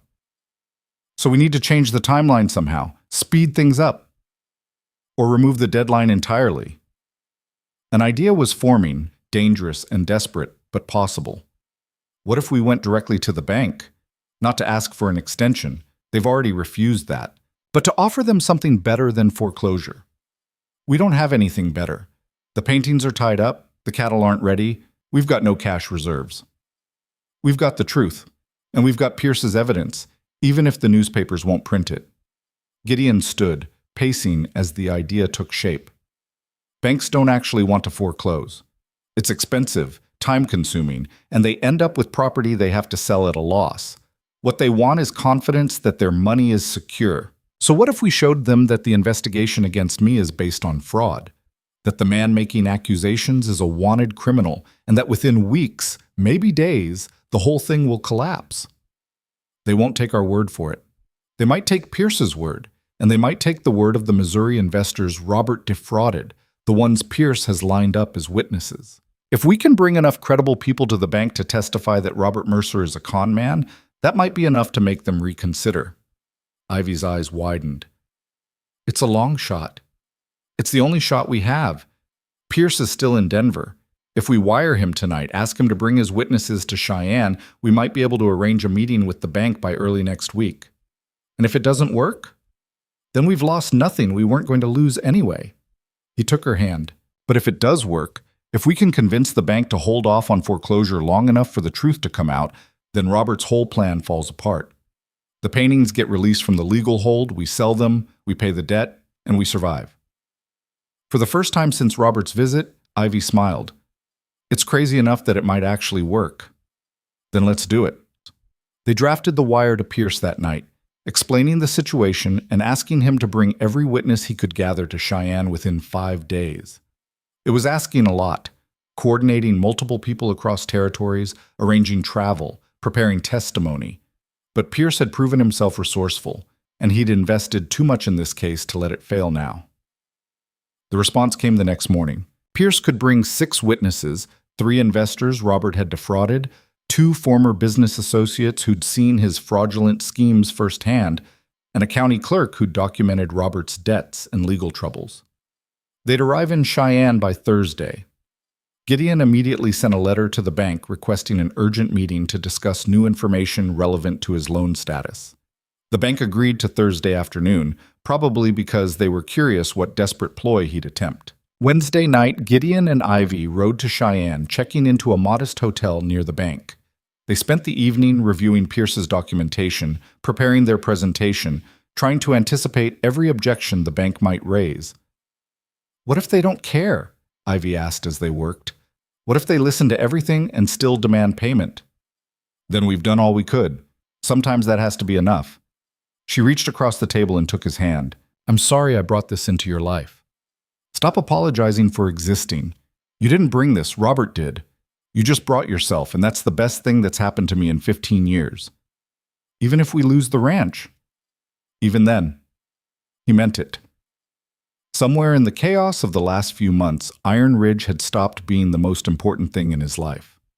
Ivy had become that, and the realization was both terrifying and liberating. She came around the table and kissed him, slow and deep, and for a few minutes they forgot about banks and deadlines and the enemies hunting them. When they finally pulled apart, both breathing hard, Ivy rested her forehead against his. "Whatever happens tomorrow," she whispered, "we're in it together." "Together," he agreed. Thursday afternoon, they walked into the Cheyenne Cattleman's Bank with Pierce and his 6 witnesses. The bank manager, a severe man named Whitmore, who'd made his disapproval of the situation clear in previous correspondence, met them in a conference room with 2 other bank officers. "Mr. Thorne, you requested this meeting," Whitmore said coldly. "You have 30 minutes to present whatever information you believe is relevant to your loan status." Gideon stood, his heart pounding, but his voice steady. "Gentlemen, the investigation against me is based entirely on false information provided by a con man named Robert Mercer. I've brought witnesses who can prove this beyond any doubt." For the next hour, Pierce and his witnesses laid out Robert's history of fraud. The investors described how he'd sold them worthless mining shares with forged documents. The business associates detailed his pattern of lying, cheating, and running from debts. The county clerk presented official records of judgments against Robert, warrants for his arrest, complaints from dozens of victims. Through it all, the bank officers listened with expressions that gave nothing away. When the presentations finished, Whitmore sat back in his chair. "This is compelling evidence that Mr. Mercer is indeed a criminal," he said. "But it doesn't change the fact that Senator Blackwood's investigation exists. Even if it's based on false information, the damage to your reputation and business relationships is real. Our loan committee is not in the business of making judgments about criminal matters. We're in the business of assessing risk." "The risk is artificial," Gideon argued, "created by a man who's about to be arrested. Once Robert is in custody, once the truth comes out, my contracts will be reinstated, my reputation restored, the investigation will collapse." "Perhaps. But perhaps is not sufficient security for a $40,000 loan." Gideon felt the opportunity slipping away. "What would be sufficient?" Whitmore exchanged glances with the other officers. "If you could provide immediate collateral beyond the existing cattle and land, something liquid, easily valued, that could be liquidated quickly if necessary." "The paintings," Ivy said suddenly. "The art collection Robert is claiming. Your bank could hold them as additional collateral while the ownership dispute is resolved. If we default, you sell them and recover your money. If we pay as promised, you return them." It was brilliant. The paintings were valuable enough to secure the loan, and by having the bank hold them, they'd be protected from Robert's legal maneuvering. Whitmore couldn't argue the collection was worthless when Robert himself was claiming it was worth $50,000. Whitmore's eyes narrowed. "The collection currently under dispute?" "Yes, but the dispute is fraudulent, as these witnesses have proven. Robert Mercer has no legitimate claim to property that never belonged to his brother." Ivy's voice was strong, confident.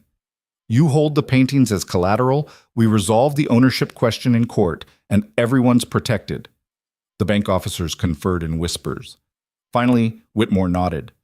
"We'd require independent appraisal to verify the value, and full legal documentation of provenance." "We can provide both," Gideon said. "Morrison, the art dealer in Cheyenne, has already examined photographs and estimated the value at $50,000 or more. Way, my former housekeeper's husband, can provide testimony about the collection's history." "Then we have a proposal. Bring us the collection, the appraisal, and the documentation by Monday. If everything checks out, we'll hold the foreclosure and add the art as collateral. You'll have 6 months to pay the loan instead of 3 weeks. 6 months. It was more time than Gideon had dared hope for. Time for the truth about Robert to emerge, for the investigation to collapse, for his business relationships to be restored. "Agreed," he said. They shook hands, and Gideon felt something like hope returning. It wasn't over yet. They still had to get the paintings appraised, still had to prove ownership, still had to survive whatever final moves Robert might make. But they had a chance. A real, genuine chance. Outside the bank, Ivy threw her arms around him, laughing with relief. "We did it. We actually did it. You did it. That idea about the bank holding the paintings, I never would have thought of that. We're partners, remember? We think of things together." She pulled back to look at him. "What now?" "Now we get those paintings appraised and documented, and we pray Robert doesn't have any more tricks up his sleeve." But even as he said it, Gideon knew that hope was probably futile. Robert Mercer had proven himself resourceful and ruthless. He wouldn't give up just because they'd outmaneuvered him once. Whatever came next would be his most desperate move yet, and Gideon could only hope they'd be ready for it. They rode back to Iron Ridge that evening with renewed purpose, but Gideon couldn't shake the feeling that they were racing against a clock they couldn't see. Robert had been too quiet since his visit with the hired guns, and quiet from a desperate man was more dangerous than threats. The feeling proved justified when they arrived home to find Dutch waiting with trouble written across his weathered face. "Boss, we got a problem. Fire broke out in the old hay barn about 2 hours ago. We got it under control, but it wasn't an accident." Gideon's blood went cold. "How do you know?" "Found lamp oil splashed around the base, still wet in places the fire didn't reach. And Tommy saw 2 riders leaving the property fast, heading south toward the territorial road." Dutch's jaw tightened. "Someone wanted that barn to burn." "Robert," Ivy said quietly. "He knows we're fighting back. This is his answer." The old hay barn wasn't critical. They'd built a newer, larger one 3 years ago. But the message was clear. Robert could reach them whenever he wanted, could destroy what they were trying to save piece by piece. And unless they could prove it was arson and tie it to him, the law wouldn't touch him. "Double the night watches," Gideon ordered. "Nobody works alone and everyone goes armed. If those riders come back, I want them caught, not just scared off." Over the next 2 days, they worked frantically to prepare for Monday's bank deadline. Morrison came out personally to examine the paintings, his excitement visible as he studied each piece with a jeweler's loupe and careful hands. Wei sat with him for hours, sharing what he knew of the collection's history, how his wife's grandfather had acquired each piece, the artist's names when he remembered them, the journey from China to San Francisco to Wyoming. "These are extraordinary," Morrison said finally, looking up from a landscape that showed mountains emerging from mist like memories. "The craftsmanship, the age, the provenance. Mr. Thorne, this collection is worth considerably more than my initial estimate. I'd say 70,000, possibly 80, at auction." It was enough to pay the bank debt twice over with money left to rebuild what the investigation had cost them. But first they had to prove ownership, and that meant fighting Robert's legal claim. On Saturday, Sheriff Morrison arrived with a marshal from the territorial court. Robert had filed his complaint, and now they were required to surrender the paintings as disputed property until the ownership question could be resolved. "I can't do that," Gideon said flatly. "Those paintings are collateral for a bank loan. The bank is expecting them Monday." That's a civil matter between you and the bank," the marshal replied. He was an older man, professional but inflexible. "This is a criminal complaint alleging theft. Until the court determines rightful ownership, the paintings stay in territorial custody. The complaint is fraudulent. Robert Mercer is a con man wanted for fraud in 3 Missouri counties. We have witnesses who can prove it." "Then you'll have your chance to present that evidence at the hearing. But for now, I have a court order, and I'm taking the paintings." Ivy stepped forward, her voice shaking but determined. "Those paintings belong to Wei's wife. Her family brought them from China 40 years ago. We have documentation." "Ma'am, I understand you believe that, but Mr. Mercer has documentation too, including testimony from Missouri witnesses who say they saw these items in his brother's house. The court will sort out who's telling the truth." "When?" Gideon demanded. "When is this hearing?" "Judge Hendricks is scheduling it for Thursday. You'll get formal notice by Tuesday." Thursday. 3 days after the bank deadline. Robert had timed it perfectly. They'd lose the bank extension because they couldn't provide the collateral, And by the time the court cleared them to reclaim the paintings, Iron Ridge would already be in foreclosure. Gideon watched helplessly as the marshal and his deputies carefully loaded the crated paintings into a wagon. Way stood beside him, silent tears running down his weathered face as his wife's treasures disappeared down the road. "I'm sorry," Gideon said quietly. "I'll get them back. I promise." "Promises are easy," Way replied. "Keeping them is hard." After they left, Gideon and Ivy sat in the study trying to figure out what to do. Without the paintings for collateral, the bank would refuse the extension. Without the extension, they had less than 2 weeks before foreclosure. And even if they won the court hearing on Thursday, it would be too late. "We could try to raise money another way," Ivy suggested, but her voice lacked conviction. "Sell the cattle early, take the loss. It won't be enough. Even selling everything, we'd be short by 20,000. Gideon stood, pacing to the window. "Robert's won. He's backed us into a corner where every move leads to the same end. Then we stop making the moves he expects." Ivy's voice was quiet but intense. "We've been reacting to him, defending against his attacks. What if we went on offense instead?" "How? We can't prove he burned the barn. We can't force the newspapers to print Pierce's story. We can't make the court hearing happen faster."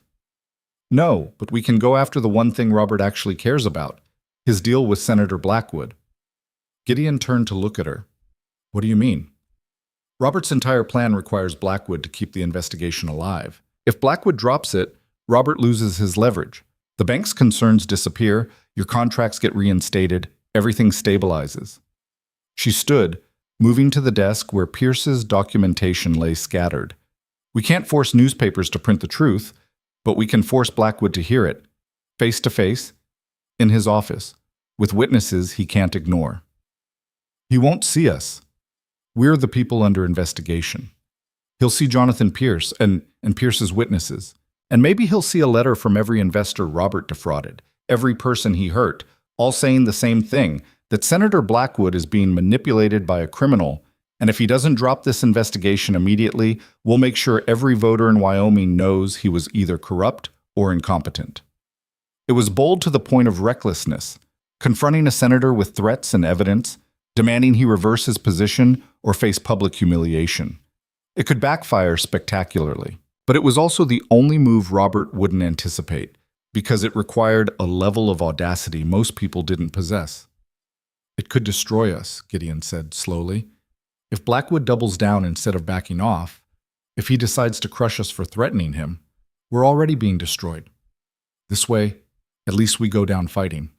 He looked at his wife because that's what she was now, not just in legal terms, but in every way that mattered, and saw the same fierce determination that had carried her through a blizzard, through Robert's abuse, through every obstacle they'd faced. She wasn't running anymore, wasn't hiding, wasn't accepting defeat. She was choosing to fight, and asking him to fight beside her. "All right," Gideon said. "Let's go to Cheyenne and beard the lion in his den." They rode out Sunday morning with Pierce and 2 of his witnesses, the investors who'd lost the most to Robert's fraud. The trip took most of the day, and they spent Sunday night in the same modest hotel, preparing their approach like generals planning a battle. Monday morning, they appeared at Senator Blackwood's office without an appointment. His secretary, a pinched woman who guarded access like a dragon guarding gold, tried to turn them away. "The senator doesn't see anyone without prior arrangement. Tell him Jonathan Pierce is here with information about Robert Mercer's criminal activities," Pierce said calmly. "And tell him if he doesn't see us in the next 5 minutes, we'll be taking this information to every newspaper editor in the territory, along with documentation showing how a sitting senator was duped by a con man." The secretary's eyes widened. She disappeared into the inner office, and they heard raised voices. 2 minutes later, she returned looking flustered. "The senator will see you, 5 minutes. Senator William Blackwood was everything Gideon expected. Tall, silver-haired, commanding presence, the kind of man who'd spent his life in positions of power and knew how to wield it. But there was also wariness in his eyes as they filed into his office, and Gideon realized the senator knew he was on dangerous ground. "Mr. Pierce," Blackwood said, not offering to shake hands, "you've made some serious allegations to my secretary." "Not allegations, facts." Pierce laid a folder on the desk. "Robert Mercer, the man whose information you've been using to investigate Gideon Thorne, is a wanted criminal. He defrauded investors in 3 Missouri counties, accumulated debts of over $15,000, and has been using your investigation to pursue a personal vendetta against his former sister-in-law. That's absurd, Mr. Mercer provided credible evidence of corruption. Mr. Mercer provided forged documents and paid testimony. Pierce opened the folder. These are sworn statements from 6 of his victims. These are bank records showing his fraudulent transactions. These are warrants for his arrest from 2 county courts. And these, he pulled out the final documents with a flourish, are statements from the witnesses who helped him create the false evidence against Mr. Thorne. Blackwood's face paled as he scanned the papers. This can't be right. It's all verified and documented, Pierce said. Robert Mercer is a con man who manipulated you into doing his dirty work. The question is what you're going to do about it now that you know the truth. I'll have to review this information, consult with my investigators. No. Gideon spoke for the first time, his voice hard. You'll drop the investigation today.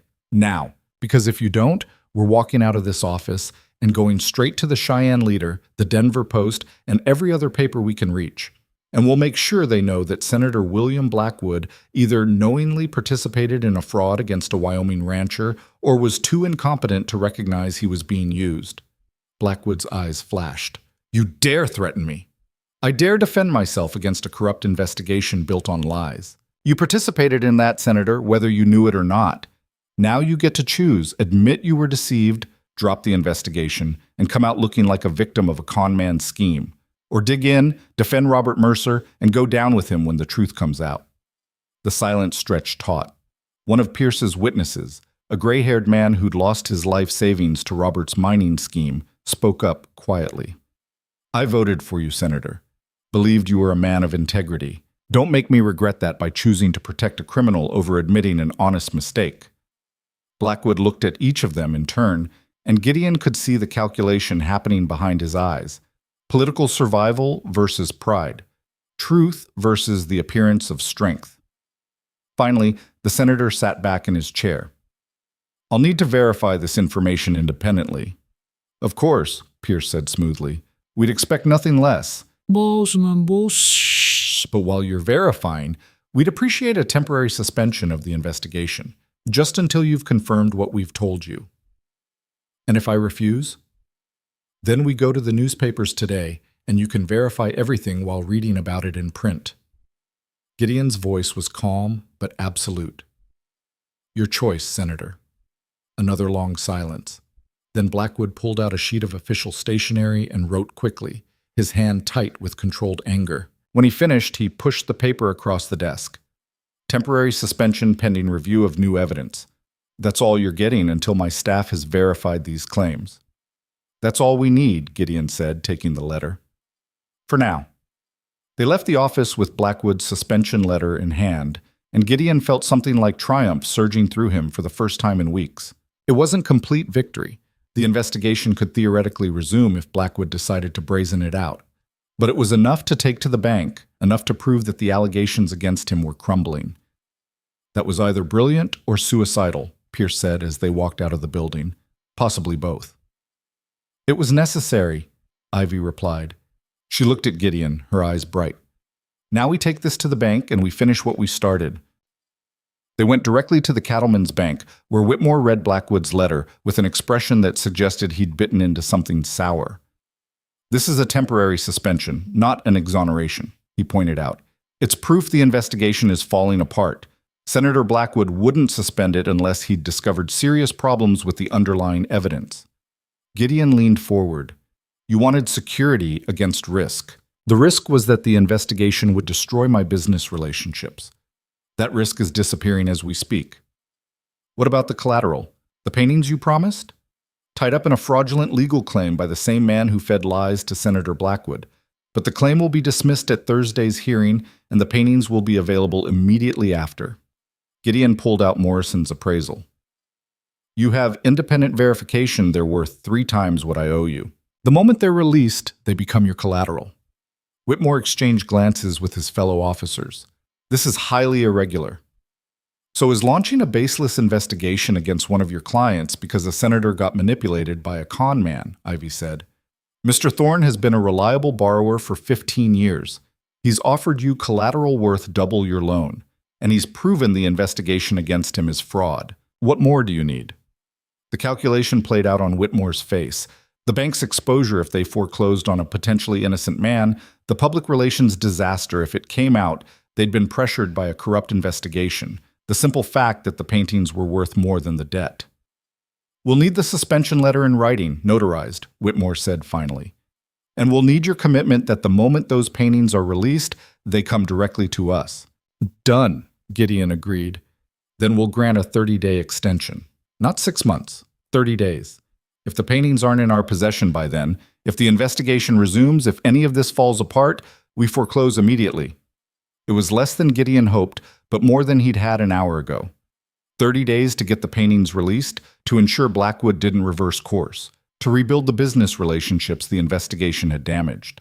Agreed, he said. They walked out of the bank into afternoon sunshine that felt like benediction.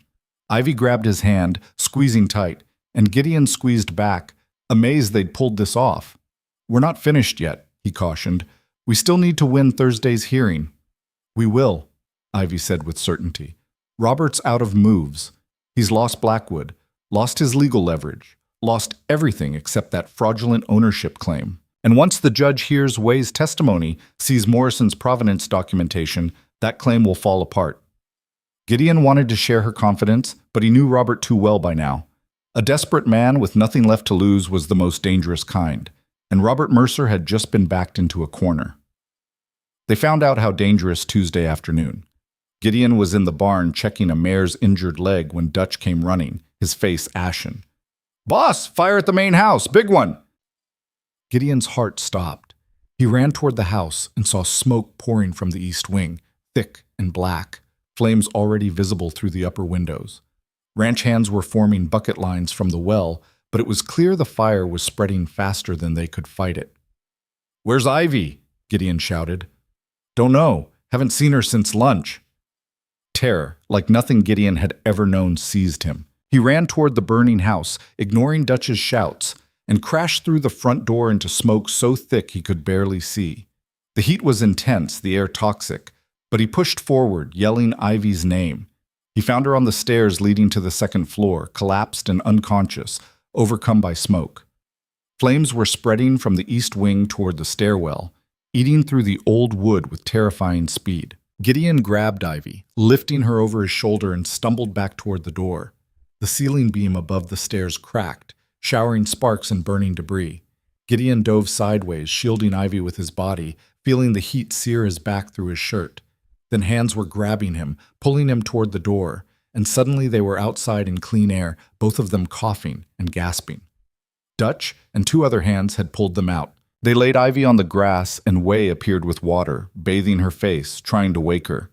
Gideon knelt beside her, his heart pounding so hard he thought it might break through his ribs. "Come on," he whispered. "Come on, Ivy. Breathe." She coughed once, then again, her eyes fluttering open. "Gideon? I'm here. You're safe." She tried to sit up, saw the house burning behind them, and her face crumpled. "The house. All of it. It's just a house. You're what matters." But as they watched the flames consume the building Gideon had called home for 15 years, he felt something more than loss. He felt rage. This wasn't an accident, wasn't bad luck. This was Robert's final desperate move, destroying what he couldn't have, punishing them for daring to fight back. The bucket lines kept working, but the house was beyond saving. They focused on keeping the fire from spreading to the barn and bunkhouse, and by nightfall they'd succeeded. The main house was a gutted shell, but the rest of the ranch was intact. Sheriff Morrison arrived at dusk, brought out by reports of the fire. He walked through the ruins with Gideon, examining what was left. "Lamp oil again," Morrison said, kneeling by the charred remains of the east wing. "Same as the hay barn. Whoever's doing this isn't even trying to hide it anymore." "It's Robert Mercer," Gideon said flatly. "He's trying to destroy everything before we can prove he's a fraud." "Can you prove he set the fire?" "Can you prove he didn't? He's threatened us repeatedly. He's got hired men who do his dirty work, and he's got every reason to want us destroyed before Thursday's hearing." Morrison stood, brushing soot from his hands. "I'll investigate. But unless we catch him or his men in the act or find witnesses who will testify, I can't arrest him on suspicion alone. After the sheriff left, Gideon and Ivy stood looking at the smoking ruins of what had been their home. Most of their possessions were gone: furniture, clothing, personal items, all reduced to ash. Way had managed to save some kitchen equipment and his wife's recipe notebooks, but everything else was lost. "He's won," Ivy said hollowly. "Even if we win Thursday, even if we get the paintings back and pay the bank, what do we have? A burned-out house, a damaged reputation, a ranch that's been torn apart by months of fighting." "We have each other," Gideon said. "We have the land, the cattle, the future we're going to build. Robert can burn buildings, but he can't burn that." "Can't he?" "Look at what we've lost, Gideon. Look at what fighting him has cost." He turned her to face him, his hands on her shoulders. "I'd rather lose every building on this ranch than lose you. I'd rather start over with nothing than give Robert the satisfaction of watching us quit. And I'd rather fight beside you and lose than win without you. That's what you've taught me these last few months, that winning isn't about keeping what you have. It's about protecting what matters." Tears streaked through the soot on her face. "I'm so tired of fighting." "I know, me too, but we're almost there. One more fight, one more day in court, and it's over. We can do this." She leaned against him, and they stood together in the darkness, drawing strength from each other while the ruins of their home cooled behind them. Thursday morning arrived cold and clear. They rode to Cheyenne in borrowed clothes, accompanied by Way, Pierce, and Morrison, the art dealer. The hearing was scheduled for 10 o'clock in Judge Hendrix's courtroom, a formal proceeding to determine ownership of the disputed paintings. Robert was already there when they arrived, sitting with a lawyer who looked expensive and confident. He smiled when he saw them, a smile that said he knew about the fire and was glad of it. Judge Hendrix was an elderly man with a reputation for fairness and a low tolerance for nonsense. He listened as Robert's lawyer presented the claim that the paintings had belonged to Robert's brother, that Ivy had stolen them when she fled Missouri, that they were rightfully his client's property. Then it was their turn. Morrison testified about the painting's provenance, showing documentation of their journey from China to San Francisco to Wyoming. We testified about his wife's family history, about how the collection had been her grandfather's pride, about how carefully she'd preserved it through decades of hardship. Pierce presented evidence of Robert's fraud schemes, his pattern of false claims, his history of manufacturing evidence to support whatever lie served his interests. And finally, Ivy testified about her marriage to Robert's brother, about the modest possessions they'd owned, about how these paintings had never been part of their household. "Mr. Mercer's brother was a simple man with simple tastes," she said quietly. "He wouldn't have known a Song Dynasty painting from a child's drawing. The idea that he owned a collection worth $70,000 is absurd. Robert invented this claim because he was desperate, not because it has any basis in truth." Robert's lawyer tried to discredit her, implying she was lying to protect stolen property. But his case fell apart when Judge Hendrix asked a simple question. "Mr. Mercer, you claim these paintings belong to your brother. Can you provide any documentation showing when or how he acquired them? Bills of sale, shipping records, anything proving they were ever in his possession?" Robert's lawyer shuffled papers, increasingly flustered. The records were lost in the estate settlement. "So you have no proof your client's brother ever owned these items, but you're asking this court to believe they were stolen from him?" Hendrix's voice was dry. "That seems difficult to prove." "Your Honor, Mrs. Thorne has no proof they weren't stolen. Actually, she has considerable proof of legitimate ownership through her employee's family line. What she doesn't have is any connection to your client's claims." Hendrix looked at Robert directly. "Mr. Mercer, I've reviewed Mr. Pierce's documentation of your activities in Missouri. I'm aware of the fraud warrants and the pattern of false claims. This appears to be another such claim, manufactured to harass your former sister-in-law and her husband." "That's not," Robert started. "I'm ruling in favor of the defendants. The paintings are the legitimate property of Wei Chen's estate, currently held in trust by Mr. and Mrs. Thorne. The territorial marshal will release them immediately." Hendrix's gavel came down. "Furthermore, I'm referring this matter to the prosecutor's office for investigation of potential perjury and filing of false claims.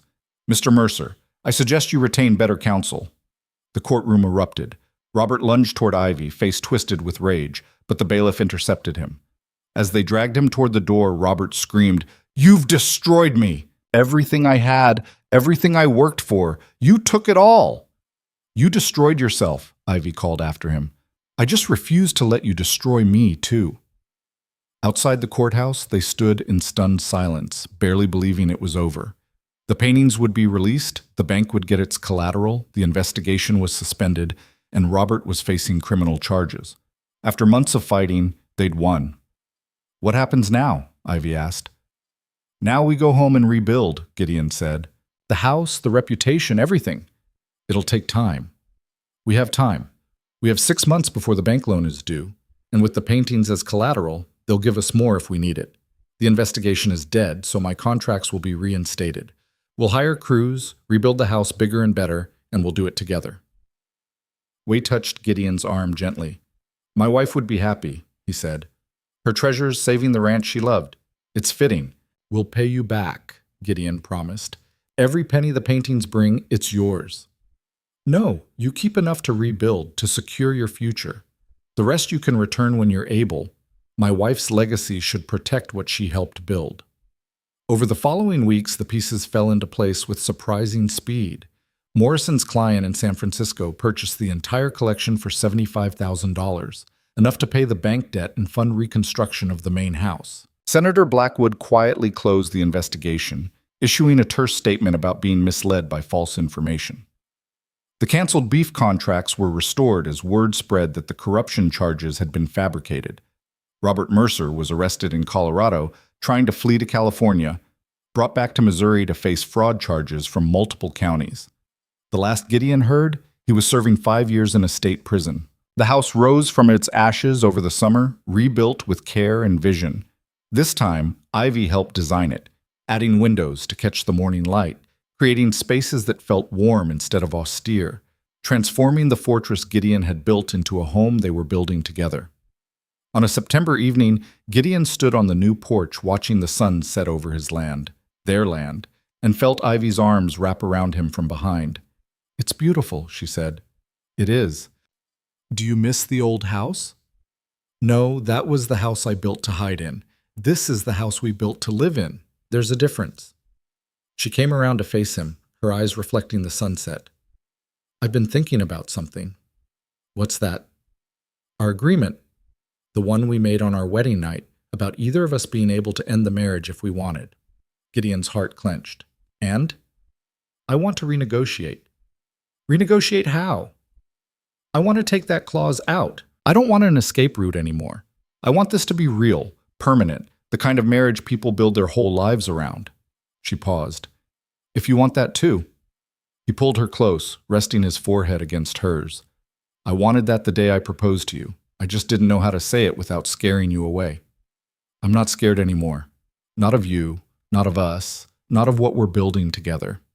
He kissed her then, slow and deep, tasting sunset and promise, and the future they were choosing together. When they pulled apart, both smiling, Gideon looked out over Iron Ridge, 12,000 acres of possibility stretching toward distant mountains.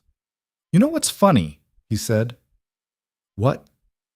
"For years I thought this ranch was my greatest achievement, proof that I'd overcome what happened in Boston, that I'd built something that mattered. But it was just land and cattle and empty buildings until you walked through that door during a blizzard. I was running away from everything. So was I. We just happened to run toward each other." He pulled her closer. "Best decision either of us ever made." She laughed, the sound carrying across the evening air. "Accidental decision. You only offered me a job because you felt sorry for me. I offered you a job because I recognized something in you. The same thing I'd been carrying, the knowledge that survival sometimes means choosing isolation over hope. But you taught me something I'd forgotten." "What's that?" "That there's a difference between surviving and living. I survived for 15 years, but I didn't really start living until you stayed."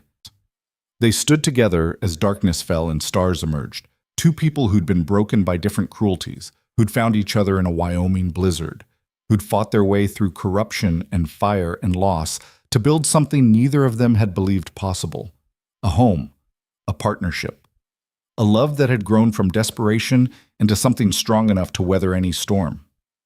Inside the house, Wei was preparing dinner, humming one of his wife's favorite songs. The ranch hands were settling into the bunkhouse after a long day's work. Cattle grazed peacefully in fields watered by creeks that ran clear and cold from the mountains.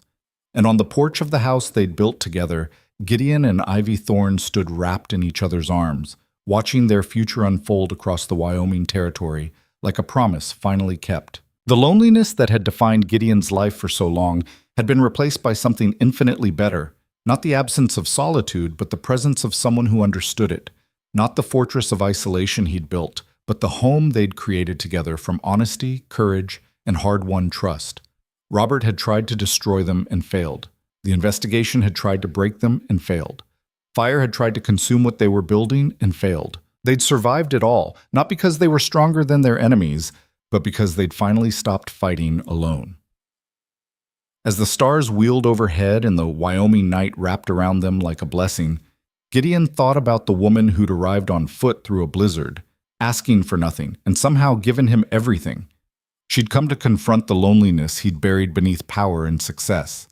She'd cracked the walls he'd spent years building, and in doing so, she'd freed him to become something he'd never imagined possible.